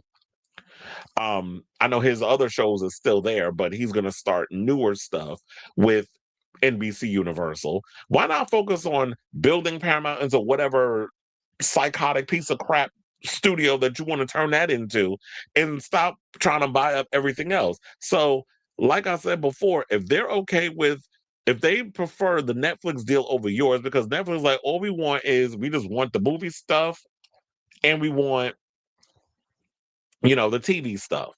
So we could probably watch Friends on Netflix again or whatever. So we an ER, who knows, that could be on there too. So it's like they want to be able to acquire all that other stuff so they can have that over there. Let the people do what they do, and that's that. Paramount gets their hands on it, it's going to be firings. They're going to be trying to turn Warner Brothers into a mess. We already got a lot of really good movies coming out this year for Warner Brothers. From Warner Brothers, one of them I just saw a trailer for earlier. I'm definitely looking forward to seeing that. Was it Lee Cronin's The Mummy? That new trailer that came out. Okay, first of all, that teaser was creepy as hell, and I'm like, oh my god, I'm so in, because for the longest always wanted to see a scary mummy movie, not the Brendan Fraser action comedy, whatever you want to call that. It was like a gumbo of all these different genres, and don't even get me started on that horrible ass Tom Cruise one. But the Mummy one, it looks pretty good. So, like I said before, if they get their hands on something like Warner Brothers, like they're doing with Paramount, because y'all haven't had no hits from Paramount, I don't think. Well, yeah, because Mission Impossible, that movie flopped. We wouldn't get a movie that takes a chance like The Mummy. You wouldn't get another Sinners or a Companion or a Final Destination Bloodlines or Weapons or things like that. Warner Brothers have been taking a lot of risks because you have Abdi and DeLuca over there who are making these really cool decisions in regarding of the type of movies that they're accumulating and greenlighting.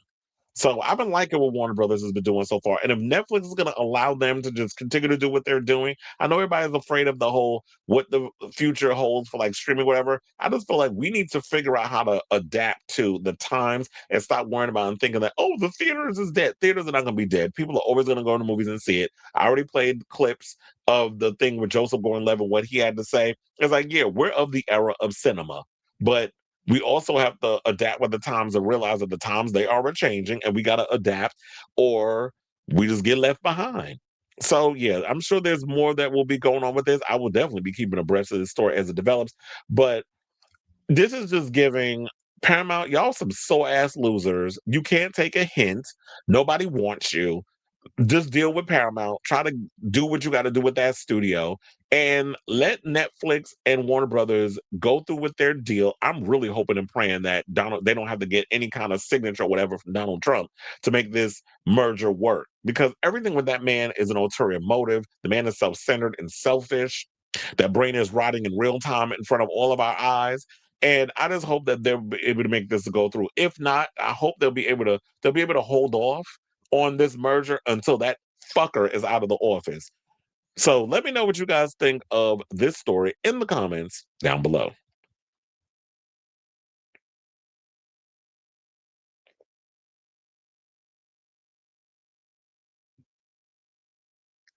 Paramount also has Star Trek, but due to their antics, I'm not renewing my streaming subscription, so I'm not seeing the new series. I'm also concerned that they'll now water down. Yeah, because um, I saw that they have that new, what's it called, Starfleet Academy or something or another. I did see the trailer for that. It looked okay. The kid that they have on there, where he was an orphan and he grows up, I was like, oh, he cute. I was like, who that? Um, but and I like oh my god, who's the actress that was in there? The one that got the Lex Luthor P, and then they blew her up in um she's in the show. I forgot her name, but yeah, she got blown up in, what was it? Was it Batman versus Superman, or was it, no, it was Man of Steel, I think, that she was in. God, please don't stalk me. Mission Implosion. That's literally what that channel is becoming. An implosion within itself. They really are trying to dominate media messaging to undo diverse messaging, the media consolidation they are trying to do. Yeah, absolutely. And if people can't bring that up and see it for what it is, then you choose to be obtuse, because that's exactly what has been what is happening. I've been noticing it for a while, and now when it took people seeing what they did over there with 60 Minutes and all the other stuff, what they started seeing, what Paramount started doing with 60 Minutes and all these other news stories. Now they got this other moron over there that can't read a teleprompter and is making the show about him. once it took people seeing that to be like, yeah, I've been trying to tell y'all. I've been saying it for the longest on this show. But a lot of times the things with me, I always go back. One of the things that have never steered me wrong is my gut. And a lot of times when I read something, I can see it what it is, and I just say it out loud. And it turns out it comes true because it's like they're making it so obvious that they're trying to buy up all of our media. They want everything to be they want to control all the media to be able to say what it is that this is what they want you to believe out here. They want to take control of the fact they don't like the fact that we're getting a lot of our information about what was happening with this Israel Gaza conflict. That was all getting out there. People were spreading real information, whereas the media no longer was having control over blinding us with the Zionist talking points. And now that social media is coming to place, you have the Republicans and you have Democrats like Hillary Clinton and so many others who are running out here with these Zionist talking points, talking about that we're getting our information from the TikToks or all these other. Well, they only mention Twitter because I guess that's current and that's the trendy thing to jump on. But we're getting all information, and we shouldn't be allowed to. They need to get control of that because I've heard a lot of the Zionists talking about, especially a lot of them Israel people talking about, oh yeah, we need to get control of the media because we're getting a lot of stuff is getting out there that they don't want us to know about in so many words. When animated films still bring in $1 billion, the theaters will stay open. Exactly. So I say they're gonna have to turn it into event situations. So like when you when like if any of animated film, superhero film, any type of big type of movie like a Jurassic World or whatever the case is, people are gonna go to the movies to see that. People are gonna go to see Dune in theaters. People are gonna see Avengers Doomsday. People are gonna go see those type of films. Your phone was what? Your phone was a PPP loan? I'll say, Robert, wait, you wasn't in here the whole time? I guess not. I didn't even notice. I guess it was like,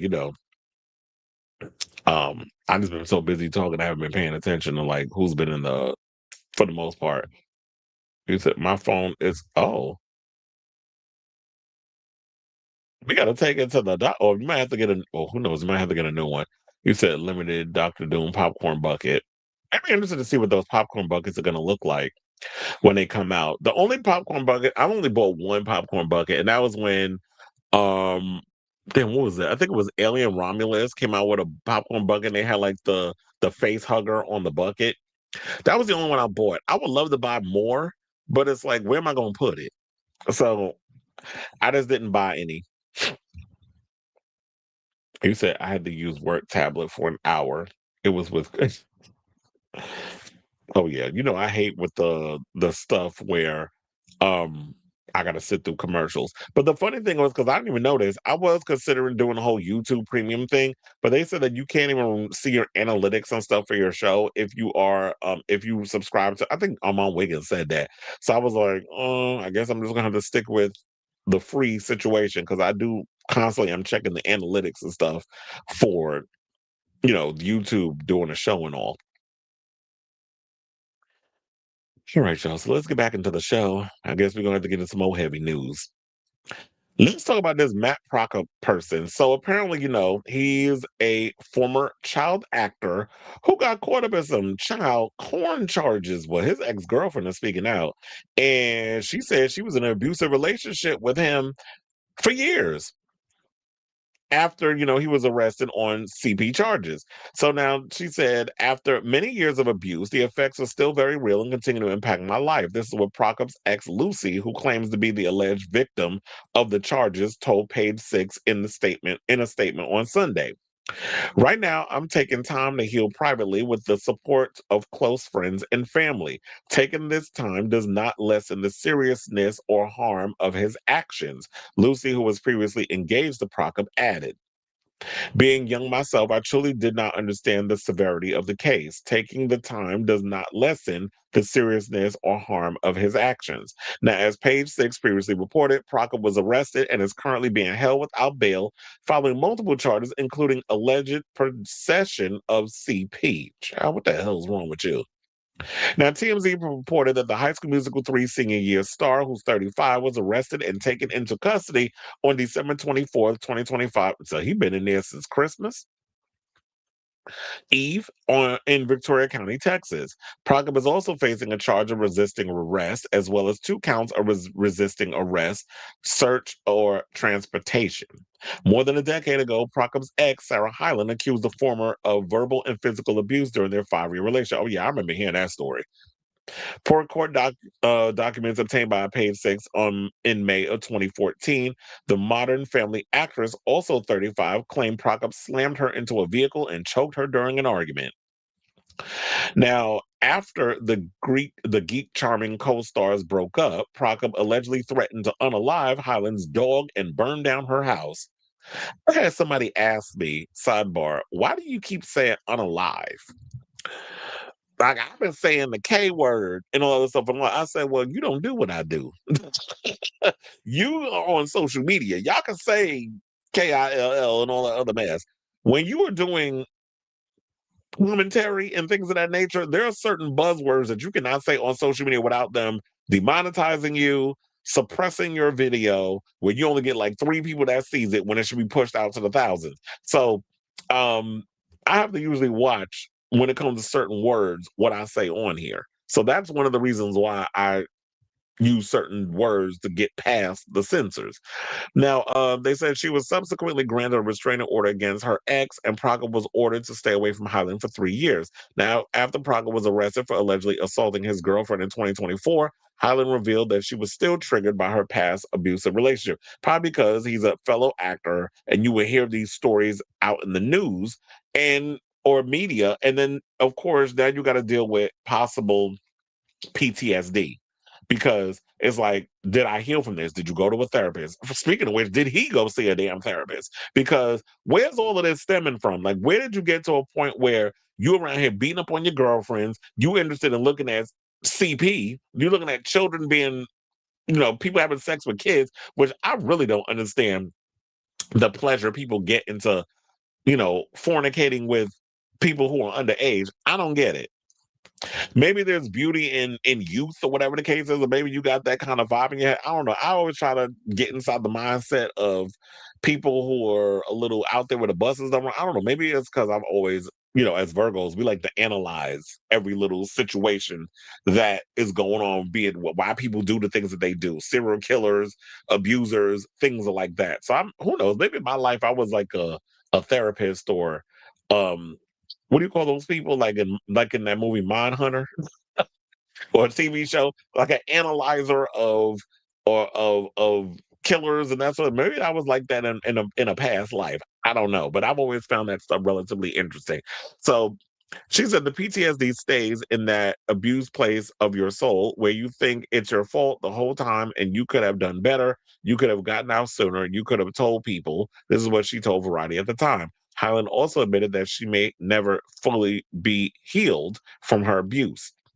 Well, that takes time. That's a one day at a time type situation. It's sort of like when you're an addict. It's a one day at a time situation. It's something you always have to constantly work at.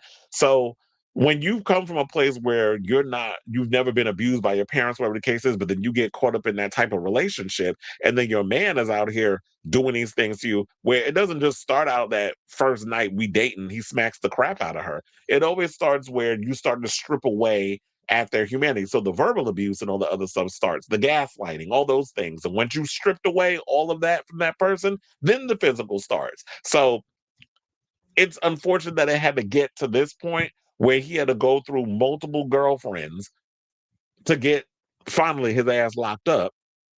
Because they don't like pedophiles in prison. So, sir, you better hope you last. Whatever. I don't know if they got him in solitary confinement, but it would have been like, well, then again, I really hope they would get the help that he needs.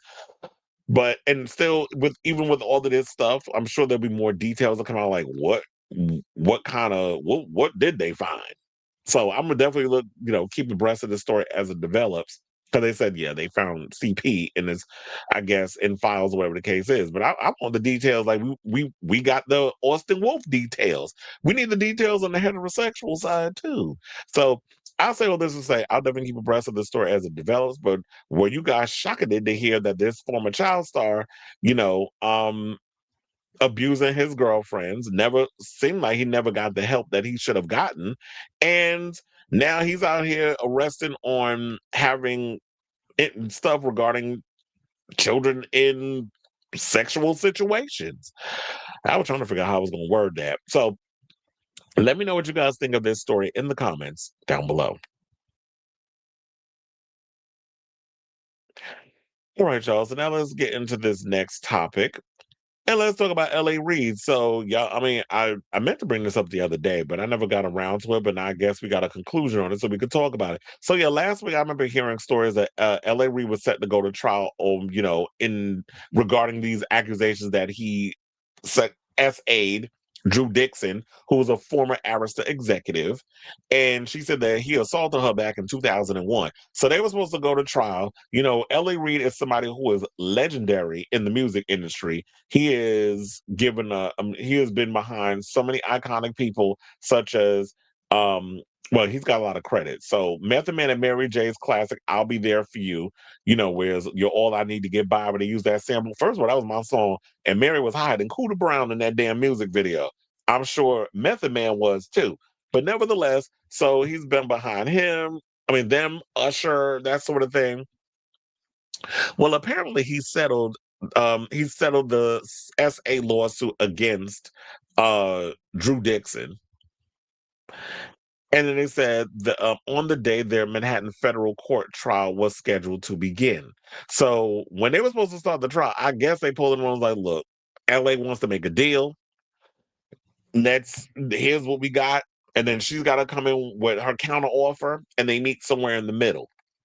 So Reid's attorney, Imran H. Ansari, said in an email, Mr. Reid has amicably resolved this matter with Ms. Dixon without any admission of liability.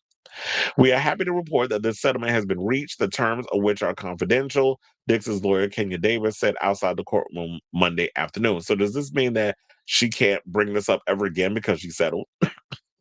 They said Drew has been one of the most courageous and outspoken supporters of survival of SA, David added.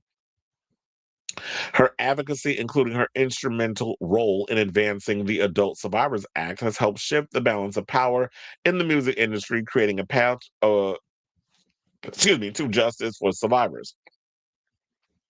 Davis's comment came shortly after Dixon, several members of Dixon's family, and other attorneys left the courthouse.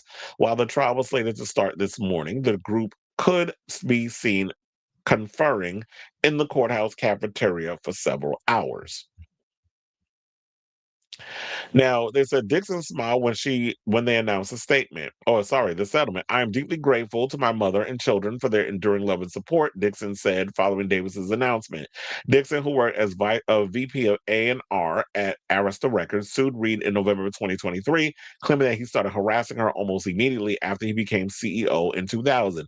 This harassment, Dixon alleges, was swiftly followed by SA. Dixon insists in court papers that she rejected Reid's unwanted overtures and accused him of trying to derail her career in response. He even thwarted her attempts to sign and keep artists, including John Legend, her suit alleges. I hear that legendary story about the fact that she was really trying to push to get John Legend signed to her, and then Ellie Reid basically was like, no. Where was I? Okay, then it said Reid has denied Dixon's claims in court papers. Dixon alleged that the disgraced hip hop mogul Russell Simmons. She also said that Russell Simmons R-worded her in a 2017 New York Times article, and in her account alleged that Reid harassed her. Reid did not address her complaints directly, but apologized if his words were misrepresented per the Times. I can't stand when people say, "Oh, if my words were misconstrued, I apologize." It don't sound like that's what you meant, because it's like you sidestepping with some BS.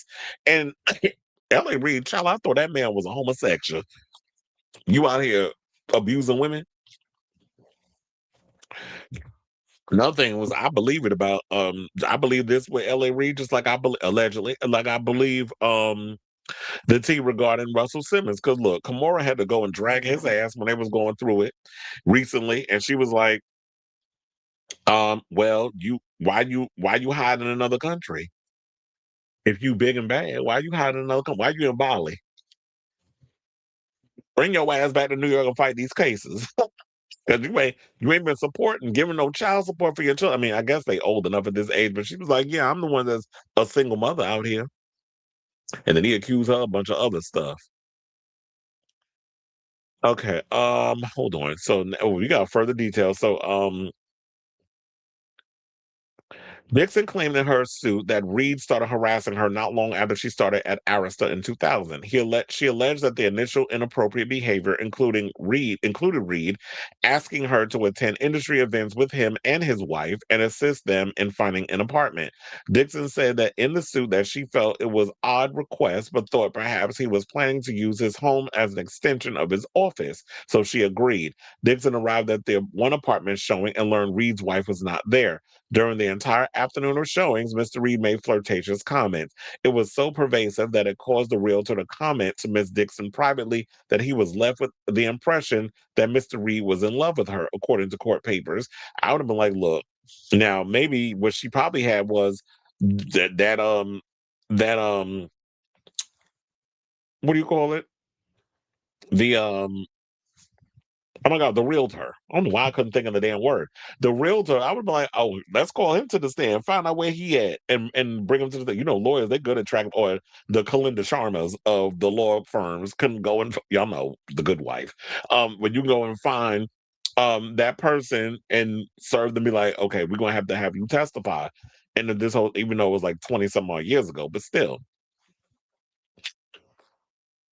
So they said in 2001, Dixon wound up alone with Reid on an airplane and Reid to a company gathering to Puerto Rico. She believed having other Arista executives would be going with them, according to court papers. Reid, she contends, began flirting with her right away. Dixon claims she went to the bathroom to buy time waiting for the other executives to arrive.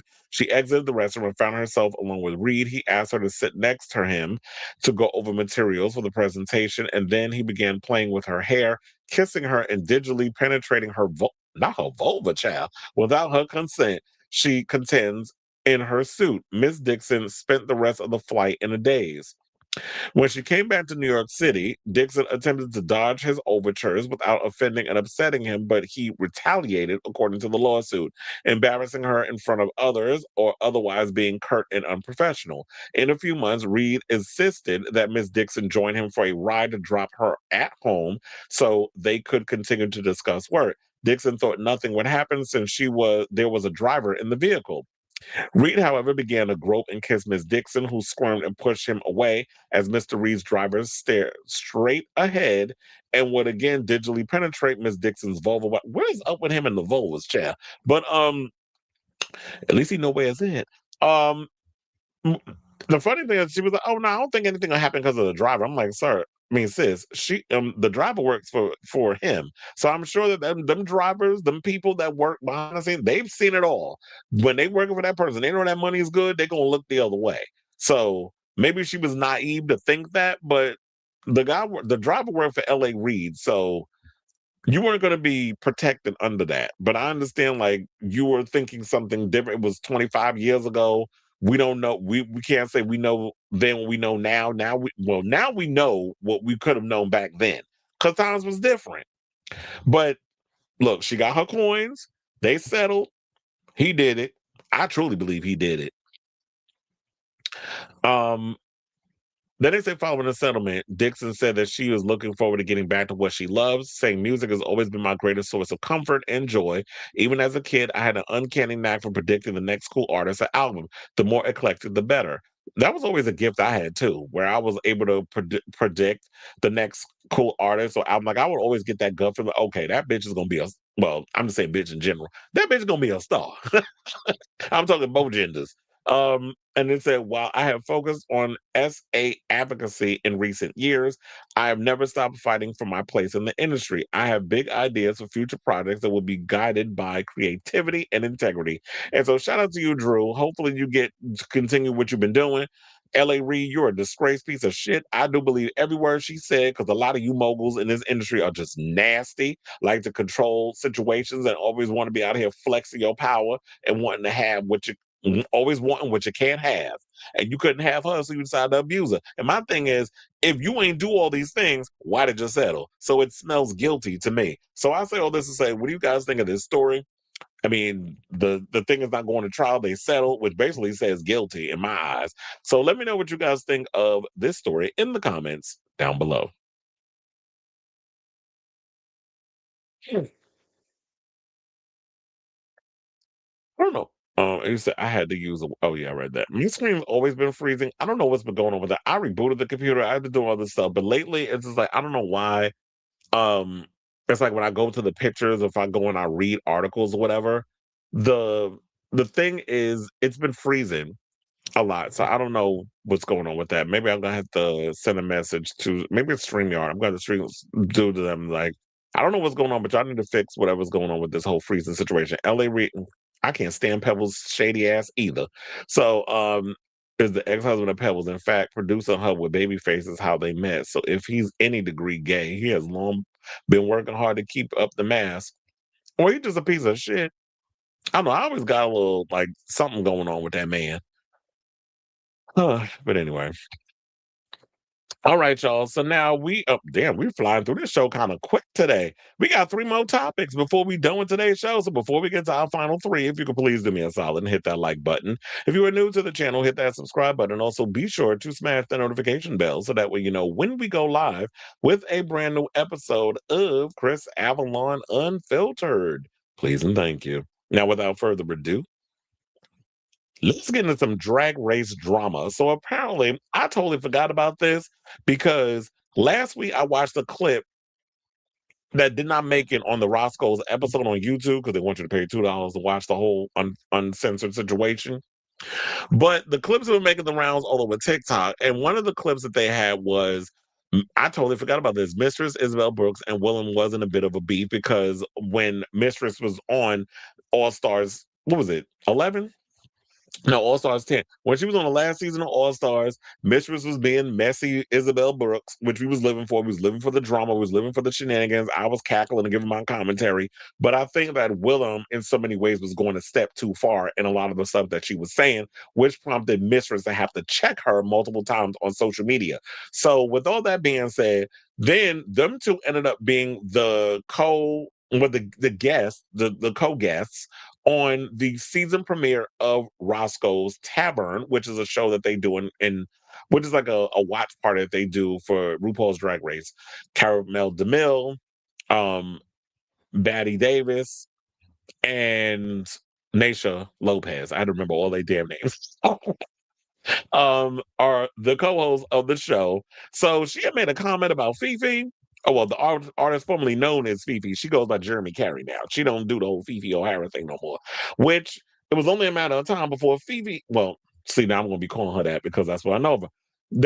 So it caused Jaremi to jump on the lot and go in and let have on what Willam had to say on Roscoe's. So what I'm going to do is I will play y'all the clip of what she said on Roscoe's, and then I'm gonna give y'all all the stuff regarding the tweets that we had, because I stay coming with receipts on this damn show.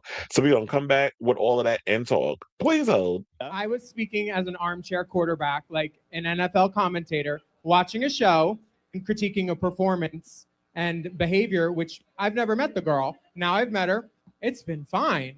I can work with anybody. She's a professional. We're having a great time. We're next to each other. I said something which I probably shouldn't have said, which was, if I was on a reality show with her, I would have bopped her. And I could understand how that sounds like a violent threat to somebody. But when I was on a reality show, I planned to bop a girl to get sent home, Fifi, if they didn't send me home. So I was literally repeating the same thing that I've said for a decade. I can understand why it sounded pointed because it was at her, but I'm not on a reality show with receipts her. Right now. What is this? I do want to say one thing, and then we're for real gonna squash it. Yeah. So let me play this real quick. Random question. Do you think I have anything to worry about coming there with Mistress's friends or anybody trying to jump me? In Houston, yeah. Okay, so here's my thing. You spent the whole time talking so much about me, and you said so much about me personally as it pertains to my career. And I just want to give one message to everyone watching, whether it's someone that you've worked with before, someone who's a boss, or someone who's a friend, or someone you have no idea. How you allow people to talk to you and treat you is how they're going to greet you when they actually meet you. And today she was on hush mode and she was very nice. And because I told her how I would like to be treated and like to be respected. So the same lesson I told Sugar and Spice, if you allow people to talk shit to you, they're going to treat you like shit. After I made my video and addressed her one time, she came correctly. I have no issue with you. I think that you're an amazing person in the drag race stratosphere, in the drag stratosphere. I just don't appreciate how you talked about me personally. So hopefully we can move forward. And it really is no tea. I'm not going to jump you. I should slap the shit out of you, but I'll let you make it. Honestly, I would do the same thing if a bitch was talking about me like that on a TV show without ever meeting me, you know? So I get it. And you know what? The last time I went to jail, I got a Rolex, and I'm not fighting no more. It's not worth it. I'm not taking the time off. It's not worth it. It's not worth it to use your hands when you can use your words, and you know that once you've been to jail. And do. Okay, so, yeah, sidebar. First of all, where did Mistress get that clip of Willam actually asking if I show up at this thing, am I going to get jumped by Mistress's people? I want to know who sent her that clip, because I'm like, I don't think that Willam would have called her and asked her that. She sent that to somebody. Somebody was being messy and sent her that damn voice message. I live for it, though, the fact that we got to hear it. But regarding of that, okay, so now y'all got the clip or whatever, and he was talking about that she was going to bop Fifi, right? So, of course, Jaremi jumped on the line and was like, say what now? So, y'all already know the reason how it all started from why Willam and Jaremi did not get along. It was because they were on RuPaul's Drag Race, what was it, season 4? Season 4 together. Fifi did not like Willam. Damn, I want to play all these clips, but I don't know if, well, hopefully we don't get demonetized, like Property of World of Wonder. I do want to play y'all one of the videos. Hold on, because this shit was iconic. Look, I'll just have to edit it out if I need to, but yeah, let's play it. We covered. It took you, what, 8 episodes? Ding, ding, ding. Points for everybody. You don't have any talent. This is a show for talented people, not people that know how to buy fucking shoes. You should not be here. Your tone seems very pointed right now.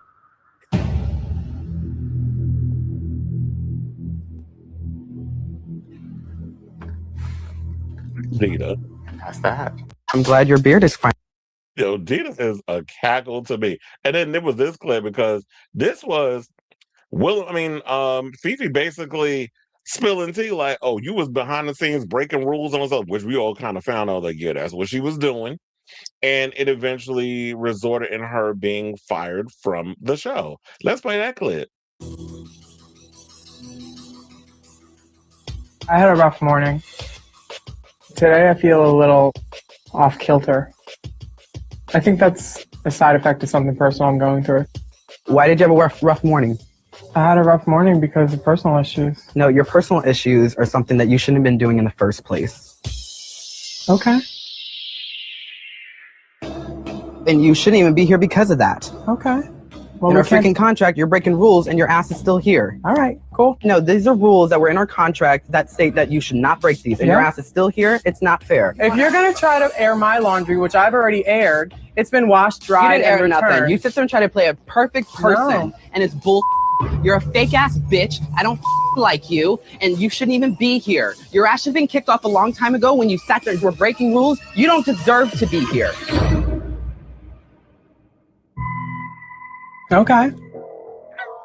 Come with me. It's so shady. Fifi and Dita walked out on Willam.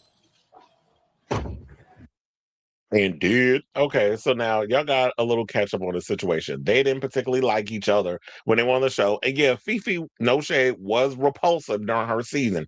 Just full of anger and full of vitriol and all this other stuff. And I was living for the fact that Willam was a little, bitchy towards her with a lot of her very okay. That's your opinion seems very pointed. Like it was just I was living for the shade. But yeah, in regards to the whole thing with you and Mistress, I do feel like yeah, you was being the Stephen A. Smith of drag. You was running out here making comments about people that you don't know or if you were well versed on. And we know that you have your issues with World of Wonder and RuPaul and stuff, and rightfully so, on how you feel with him and Matthew and that whole situation, because that's your friend, and you feel like whatever how you feel towards RuPaul. But to me, I feel like it wasn't right for you to try to clean up this whole situation with Mistress because you stuck your foot in your mouth when you met your match, and then you decided to throw Jaremi under the bus because you were trying to save face. So with all that being said, Jaremi decided to jump on the line and go in and let have on Willam in regards of what she had to say on social media. So she said, "Bop me. That's news to me, LOL." He said, fun fact, years ago before therapy and leaving an unhealthy place mentally and physically, I went back home to visit after RuPaul's Drag Race, and this Sharon fan was at my best friend's house talking shit. Myself and my friends told him, yo, chill, Jaremi is crazy and he is being nice right now. You're pushing it. He threw a drink and baby, I jumped across the table and put his head through the wall and busted his face open. He never tried me again. I'm glad for Willam's sake, their plan didn't go through. So it's like, this is why I be telling y'all need to stop messing with these people. When you come from a place of you've had any kind of trauma, whether it's abuse or whatever the case is, you don't go trying these girls out here because you never know. Like some of these people out here, I remember I posted a post where this guy was like, normalize telling gays that it's not okay. I can't remember the whole thing, but I'm paraphrasing. Normalize saying that it's wrong to be gay. And somebody said, normalize telling straight people we will beat your ass. So don't think that because we homosexuals that we punks. I mean, we may be punks in regards of the term of gay, but as far as like we just gonna sit there and let you whip our ass because that's the presentation they want to put in media.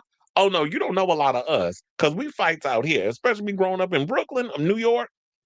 Like, ain't no punk up in this situation. We fight. So, Jaremi had to beat a bitch ass, and she did that. So then she went on to say this. I don't think anyone should really want to plan to bop anyone, especially someone who had to fight from abuse from their dad growing up, their abusive exes, and surviving when they lived on the streets for a bit. I fought to survive sometimes. It wasn't the same, and the outcomes were often graphic with people in hospitals. He added that he's a changed person, sober through therapy, and able to get Willam's word. Just run off my back and laugh. So also, Willam went and responded and said plan B and put OP in parentheses as in plan Bob, plan B, never came into play because they DQ'd me right on time. Lucky for me, because the world got to see me win a singing challenge versus some others flop while wearing feathers. I gave them. So also lucky for you because when I went to jail, it was for battery too. It would have been a KO. Well, child, I'm sorry, but Willem, I don't think you can fight. I like you. I like how unfiltered you are when it comes to the Drag Race commentary. But just like I feel like this whole beef with Tokyo Tony and Kaya will read you down. But if it comes to a fight, Kaya getting her ass beat. Just like you good with the words and all other stuff. When it comes to the fisticuffs, I don't see you winning. Not against Jaremi. And it's no shade. I'm just saying. So then Jaremi went on to say, then when I got arrested and I was in jail for a month, we ended up running to each other in jail. LMFAO, small world. So it was in the same jail. See, we are cool down and laugh about it, but I don't think anyone should really plan to bop anyone, especially someone who had to fight from the abuse of their dad, blah, blah, blah, so on and so forth. So I read that part. I just didn't get the beginning. And then also said, I just woke up from a nap. I hope this all made sense as I'm squinting my eyes in this dark ass bedroom. And that's when Willam said what she said about the plan bop thing. And a lot of people giving a lot of kudos to Jaremi over their response over this. One person, I'm so happy for you, Jaremi. You are such an inspiration to people who are going through what you went through. And you have to realize that maybe at that time when he was on Drag Race, that he was in a bad place at the time. And through therapy and all these other things, he's gone on to become a better person. And applaud anybody that's going to go out there and try to do better for themselves in life. Whereas Willam's out here doing the same bullshit, and we live for it, but you know. And then Jaremi came out and said, I don't know why you living in the past, Willam, but I do find it funny you're acting big here now with all these years old late reads about my time on RPDR. In 2012, LMFAO, the drag queen turned streamer, then tried to end the war of words, started stating that while Willam is in place of needing validation, he wishes her the best of luck in life. And then went on to say, you were so cruel to me, Jiggly Caliente, and others during our time together on and off the show. This is according to what Willam said, adding that she is the same fighter Jaremi professes to be. She then told the creator to keep her luck and to block me, bitch. And then this one, Jaremi got pissed because here's the thing. Yeah, Jiggly and him were going at it on social media. I mean, did not really get along to begin. And look, Jiggly addressed this at the time when she felt like Jaremi threw her, well, Fifi at the time threw her under the bus or whatever for the show. But they mended fences, they worked it out, and they were best friends. Even when when Jiggly passed away, Jaremi was on the line giving her condolences and all this other stuff. And that's when, of course, Tyra started her BS, which we already addressed that story a couple of episodes ago. So, you up in here bringing up Jiggly, I just feel like, that was the wrong move. And she said, what year are we in? LOL, am I being pranked? You actually need to talk to someone and maybe put the podcast mic down. You want to pretend you are the victim or some victim now years later when people see your true colors. The colors I saw when I first met you and was brave enough to call you on. He added that he had talked nothing but highly of Willam and her talent since appearing on the show, adding that he assumed the pair were cool. And that's what I was saying. Like, even he did, now in the thing, he did say that he gave you a compliment and you still going on. So maybe Willam is just like, maybe she brain dead on one side of her head. I don't fucking know. But he gave you a compliment.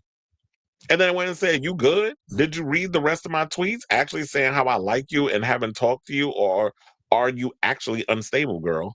I don't know why you are living in the past, Willam, but I find it funny you are acting big here now with these years old late reads about my time. So, and then Willam went on to say, I'm definitely unstable, but happy. You were so cruel to me, Jiggly, and others during our time together on and off the show. I was beat till I bled and went to the cops on my parents for abuse when I was a kid, which forged a fighter, same as you. Keep your ex and block me, whatever. So Willam was saying, like, yeah, I came up in the trenches the same way you did. I was dealing with abuse of my parents. You was dealing with abuse of your parents. So it seemed like maybe the reason why you two be bopping heads is that y'all have a lot more in common than you realize. So then Jaremi went on to say, Jiggly was my best friend, so how dare you try to bring her name into this? She was a fan of yours, not your best friend. Years, and I mean years now, I still remain on your mind and a talking point in your content as you try to hold on to the little bit of RPDR you can while I moved on, married, and living a happy, gay, nerdy life. He rounded over with the following. He said, I don't need to block anyone. If you feel your place is or your peace is disturbed, the button is there for you to use as well. My peace will no longer be disturbed by your inability to grow up. So while Willa may have ate her up on the show with a lot of her cold little comments or whatever, Fifi looked like she won this one, and looks like she's in a better place. And I'm proud to see that Fifi has, I don't know, I keep calling you by your former drag name, but child, you always be Fifi to me, no shade. But Jaremi seems like he has evolved and he's grown up into a bigger, better person. And it's showing in a lot of what they're saying on social media. Because you can tell if somebody is truly evolved and grown versus somebody who just is stagnant and being the same person. And to me, it's like, we are entertained. We love all the shenanigans and stuff with Willam. But I'm sorry, in this case, you're wrong. You should have just owned up and been for real over some of the stuff you did regarding Mistress because you met your match with her. But I don't like you had to throw someone else under the bus in order to squash your situation going over there with Mistress. So now you squash one thing and open up another can of worms over here with somebody else. And now we're in a conundrum. So who knows if these two will ever bury the hatchet in this situation. It just seems like Jaremi has moved on. Jaremi is minding his business and doing what he do over there. And Willam is still doing what she doing. So I'll keep you guys abreast of this story if any more continues to evolve out of it. But in the meantime, what do you think of this story? I'm about to be messy like on Drag Race. Are you Team Willam or are you Team Jaremi? Put your hashtags in the comments and let me know whose team you on down below. So let me close all the windows. Let's see what the people are saying.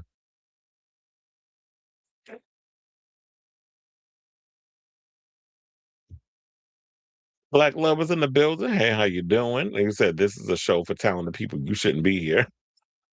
Yes, they were. There was a lot of anger that was coming from that child too. It's funny. I went back and watched season 4 before because I'm watching season 5.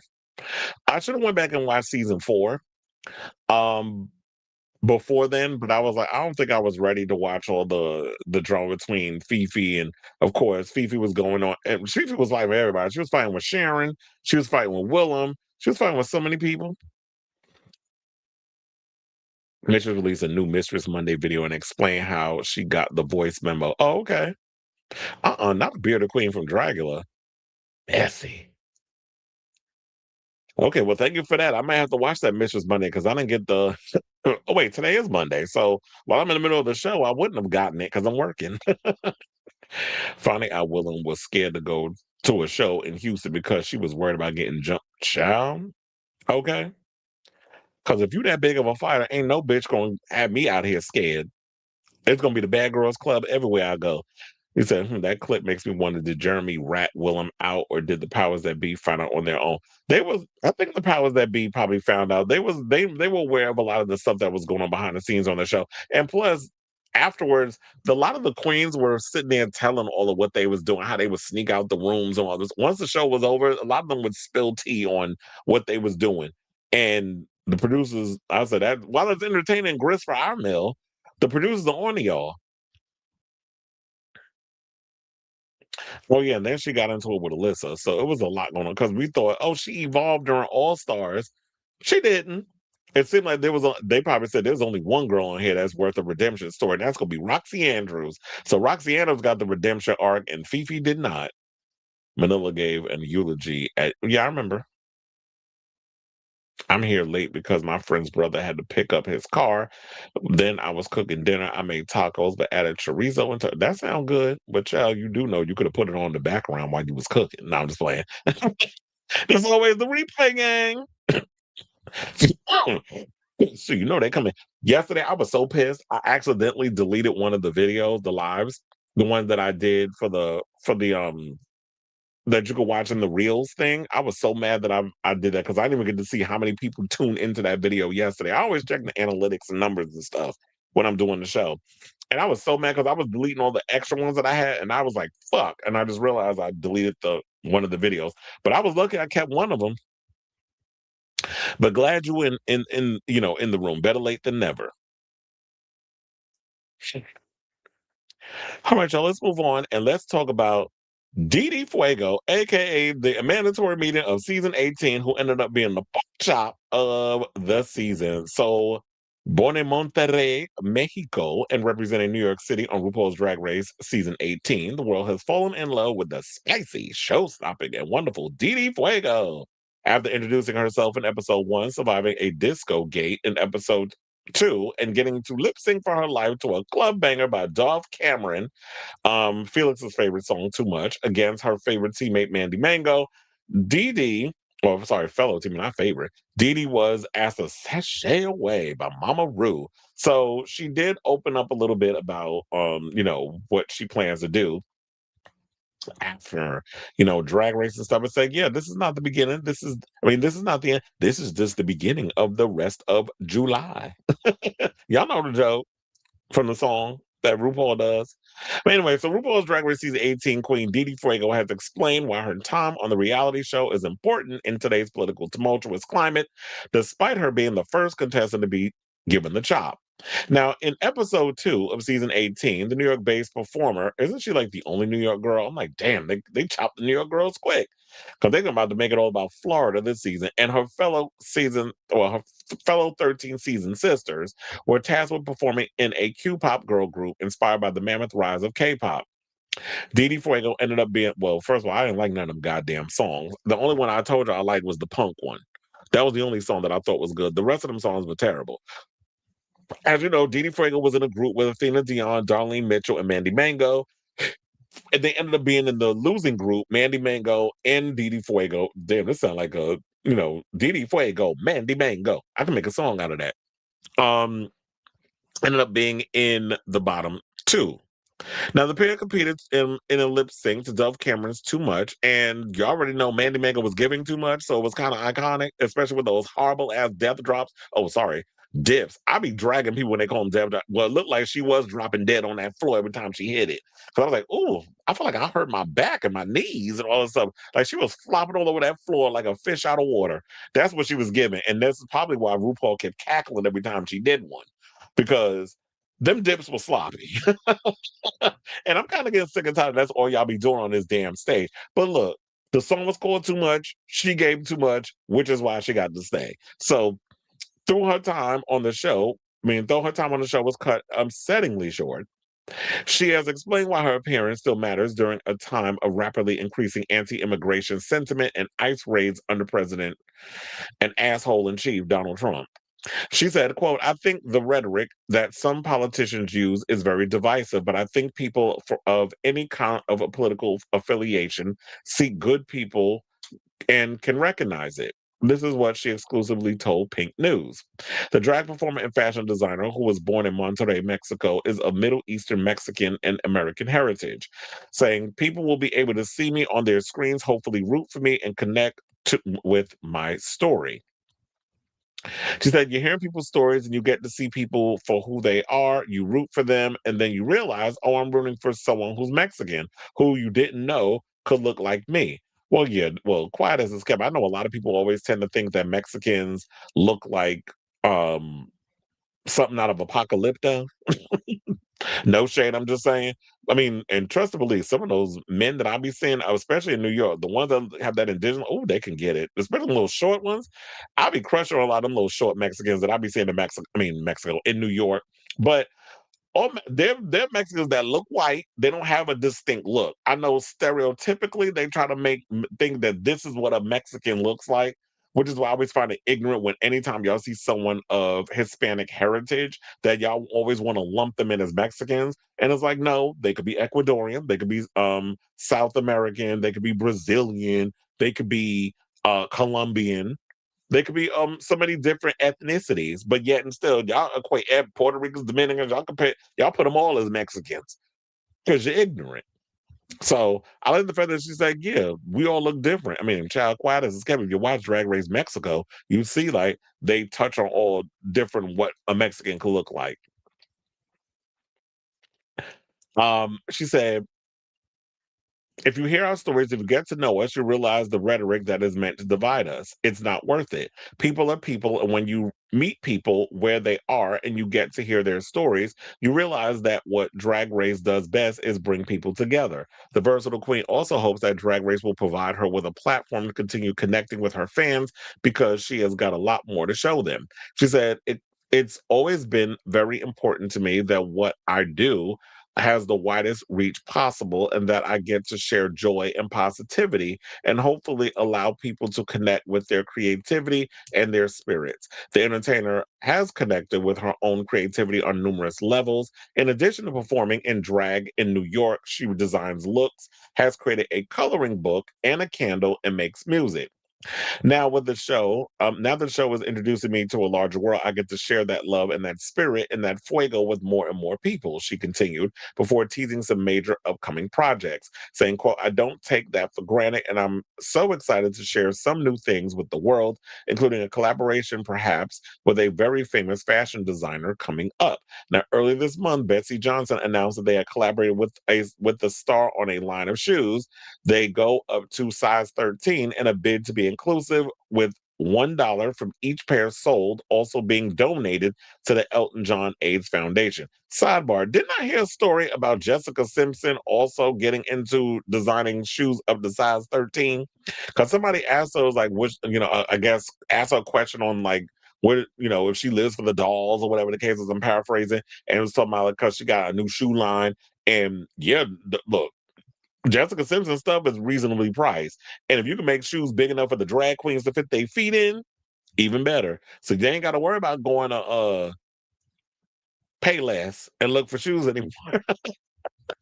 So as for whether Drag Race fans will get to see the look she had planned for the rest of season 18, she said, the show presents an opportunity to the world of us walking the runway with these magical looks, but we put so much energy into the creation of these looks, and some of them need to be shot in different locations. I'm excited to take people on a tour around the world with my looks. Well, she can find a way to show the looks, because remember, like once upon a time, girls would actually post, well, if I would have survived this week's runway challenge, this was the look I was going to wear, and they posted up. I say follow up on that. Definitely take the look, put it on, move around in it, have somebody film it, put it up on your Instagram or wherever the case is, and people get to see your look for the week if you would have survived on Drag Race. So you got to find ways to continue to push yourself out here and market yourself in so many ways. Somebody like Didi Fuego, it's unfortunate that she was the first girl to get chopped from the show.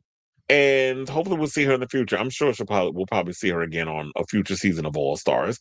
But in the meantime, I definitely want to hear from y'all. What do you guys think of this story regarding Didi Fuego and all she had to say post her leaving, becoming the pork chop of season 18.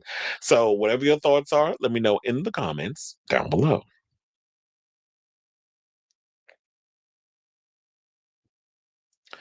It felt kind of bad for her early elimination because I remember watching her season 13 audition tape she posted online. Athena has been auditioning for God damn, that's a long time. Although she finally made it on.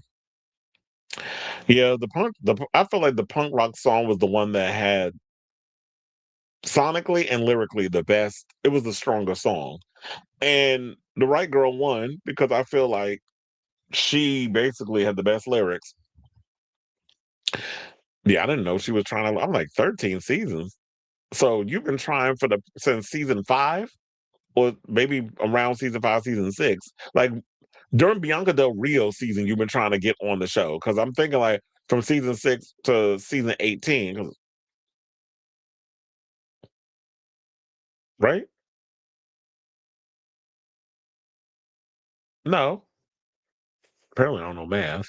Well, yeah, season 5 is like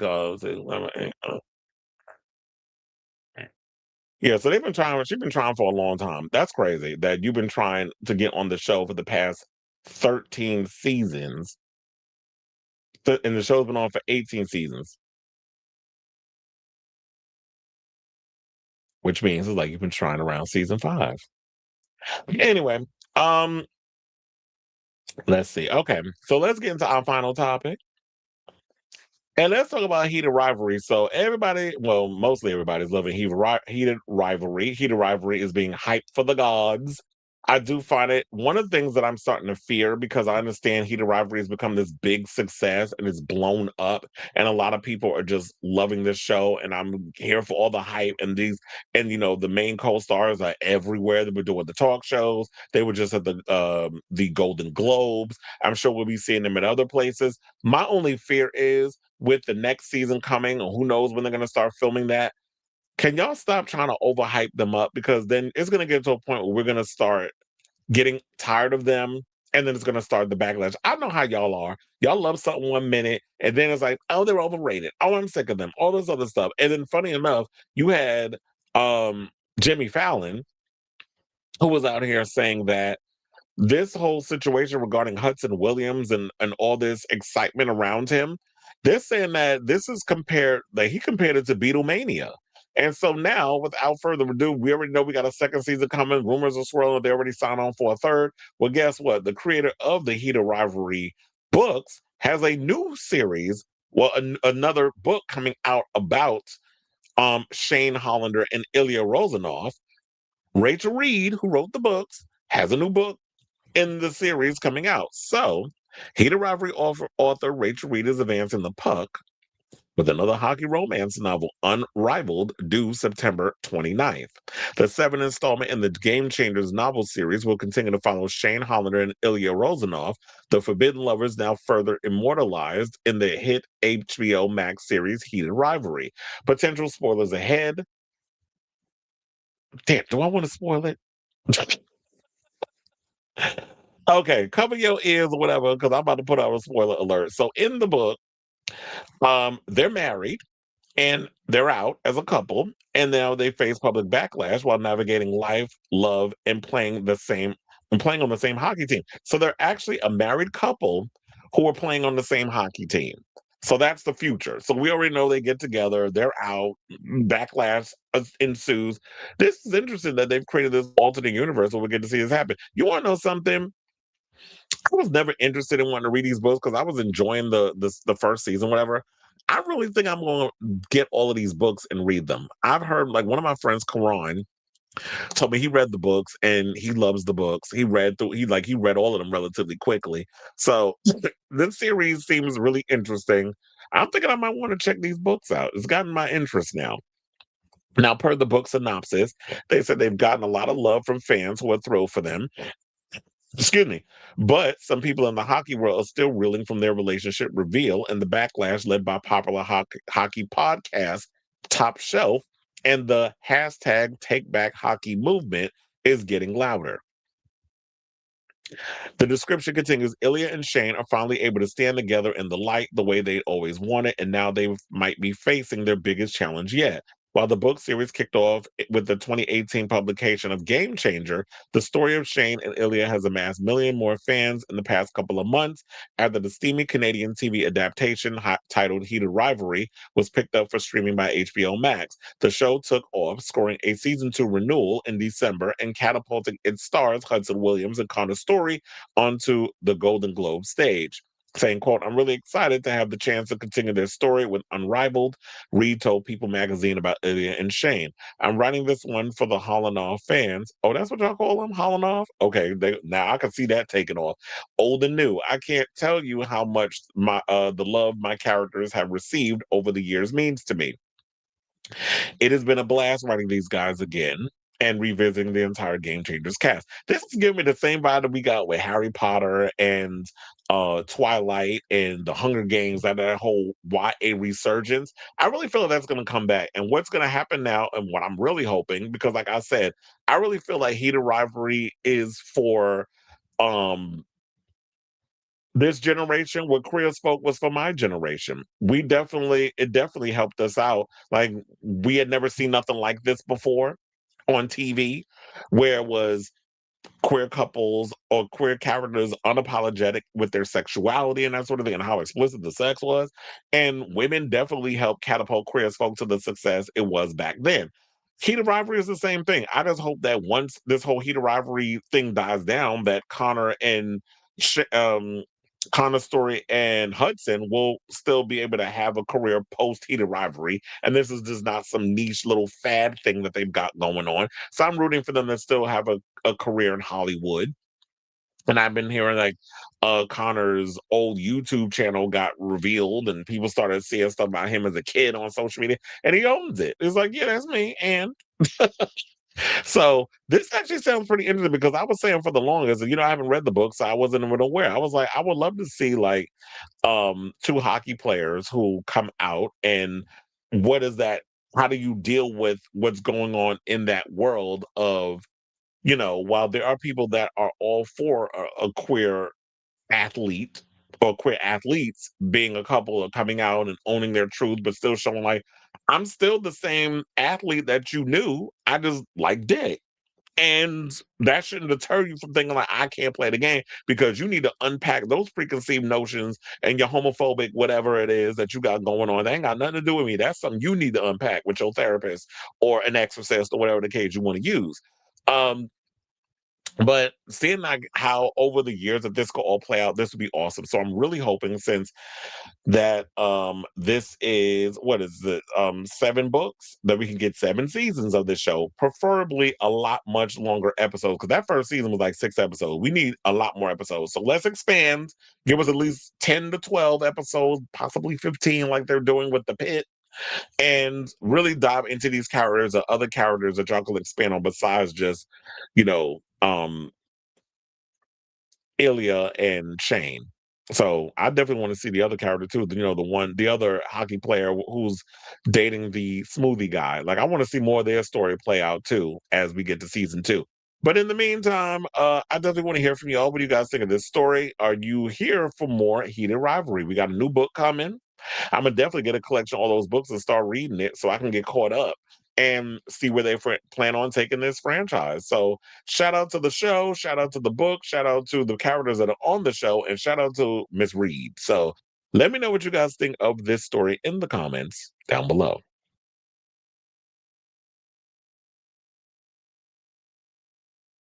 Like I've said, my parents are Puerto Ricans, but my mom looks white. They don't know till she speaks Spanish. That's why I said a lot of times people really don't understand. Oh wait, hold on. I watched the Swiftologist 7 Levels of Pop Stars video. Question: do you think SZA is at the same caliber as Taylor and Beyonce? According to him, no. I find SZA boring. No shade. I find her boring. I could never really get into her music. Um, a main pop girl. In what eyes? I mean, yeah, she had a successful tour with Kendrick, right? Didn't she do a tour with Kendrick? But the question remains, well, I guess, well, would she be able to do a stadium tour on her own? Or did she got to do a joint tour? Because I understand, like, her last album spent 100 years on the damn Billboard charts. I don't get main pop sense, but I get bored with SZA, so I do not agree with him on that. But he thinks he is a soothsayer when it comes to this whole pop culture music thing. Girl, child, you be sitting behind a computer. I actually was in the industry. You just commentating from in your apartment. So they said all of this heated rivalry talk, and I'm still not interested in reading on what. He was like, I don't care. So SZA definitely a main pop girl, but she hasn't reached the heights of so it's like she got that sensibility. People like her, but at the end of the day, she's not on the same level of a Taylor Swift or Beyonce. Because I don't see that. So I don't agree with him with that. Did you see them at the Golden Globes? Connor was nervous. Oh yeah, I told about the Golden Globes in the beginning. I was like, I didn't care. I told about some of the things that I did see, the clips and things, but I did see him up there when he was talking. I don't know if it was. I don't. Was he nervous? Or I thought that was like part of an act or something. But you could be right. He probably was nervous. The secondary couple in Heated Rivalry were more attractive. So, funny enough, everybody was saying that because I remember I saw one TikTok video. I forgot the actor's name,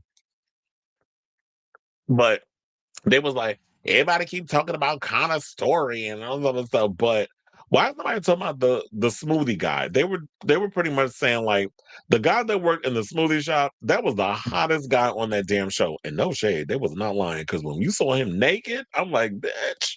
First of all, you can eat food off them abs, and that ass was assing. Now, don't get me wrong, Hudson Williams got cake for days, and Connor Booty was bootying as well, but the actor that plays the smoothie guy, he was like, okay, that is beauty. That is like Michelangelo's, whatever. What I don't know how to say. That was like a Michelangelo type of statue. Literally, I'm looking at it was like a Greek god. He was just fine as hell. I was like, okay, you fine, and you know it. He said, using the Swiftologist logic, I would consider SZA a 5B artist, not a 5B artist. He said, I like Mero. Yeah, I talked about that too. Is that his name, Robbie? I forgot. I think his name was Kip on the show. And then the guy that played the other closeted hockey player, he's bi in real life. So he's revealed that. Ooh, child, I feel like I flew through all these damn topics because, child, we at the end of the show. So I want to thank you all for tuning in to the latest episode of Chris Avalon Unfiltered. If you have, Michelangelo's kid. If you have not already, please hit that like button. Make sure to smash the notification bell, hit that subscribe, all that good stuff, so that way you know when we go live with a brand new episode of Chris Avalon Unfiltered. Thank you all for your continued support. I'll be back on Wednesday. I will not be here tomorrow because I gotta who is it? It's a college basketball game. It's St. John's versus Marquette. So that's what's going on. So I'll be back on Wednesday with a brand new episode. Love you all for watching. Thank you all for your continued support. And until next time, ciao, darlings.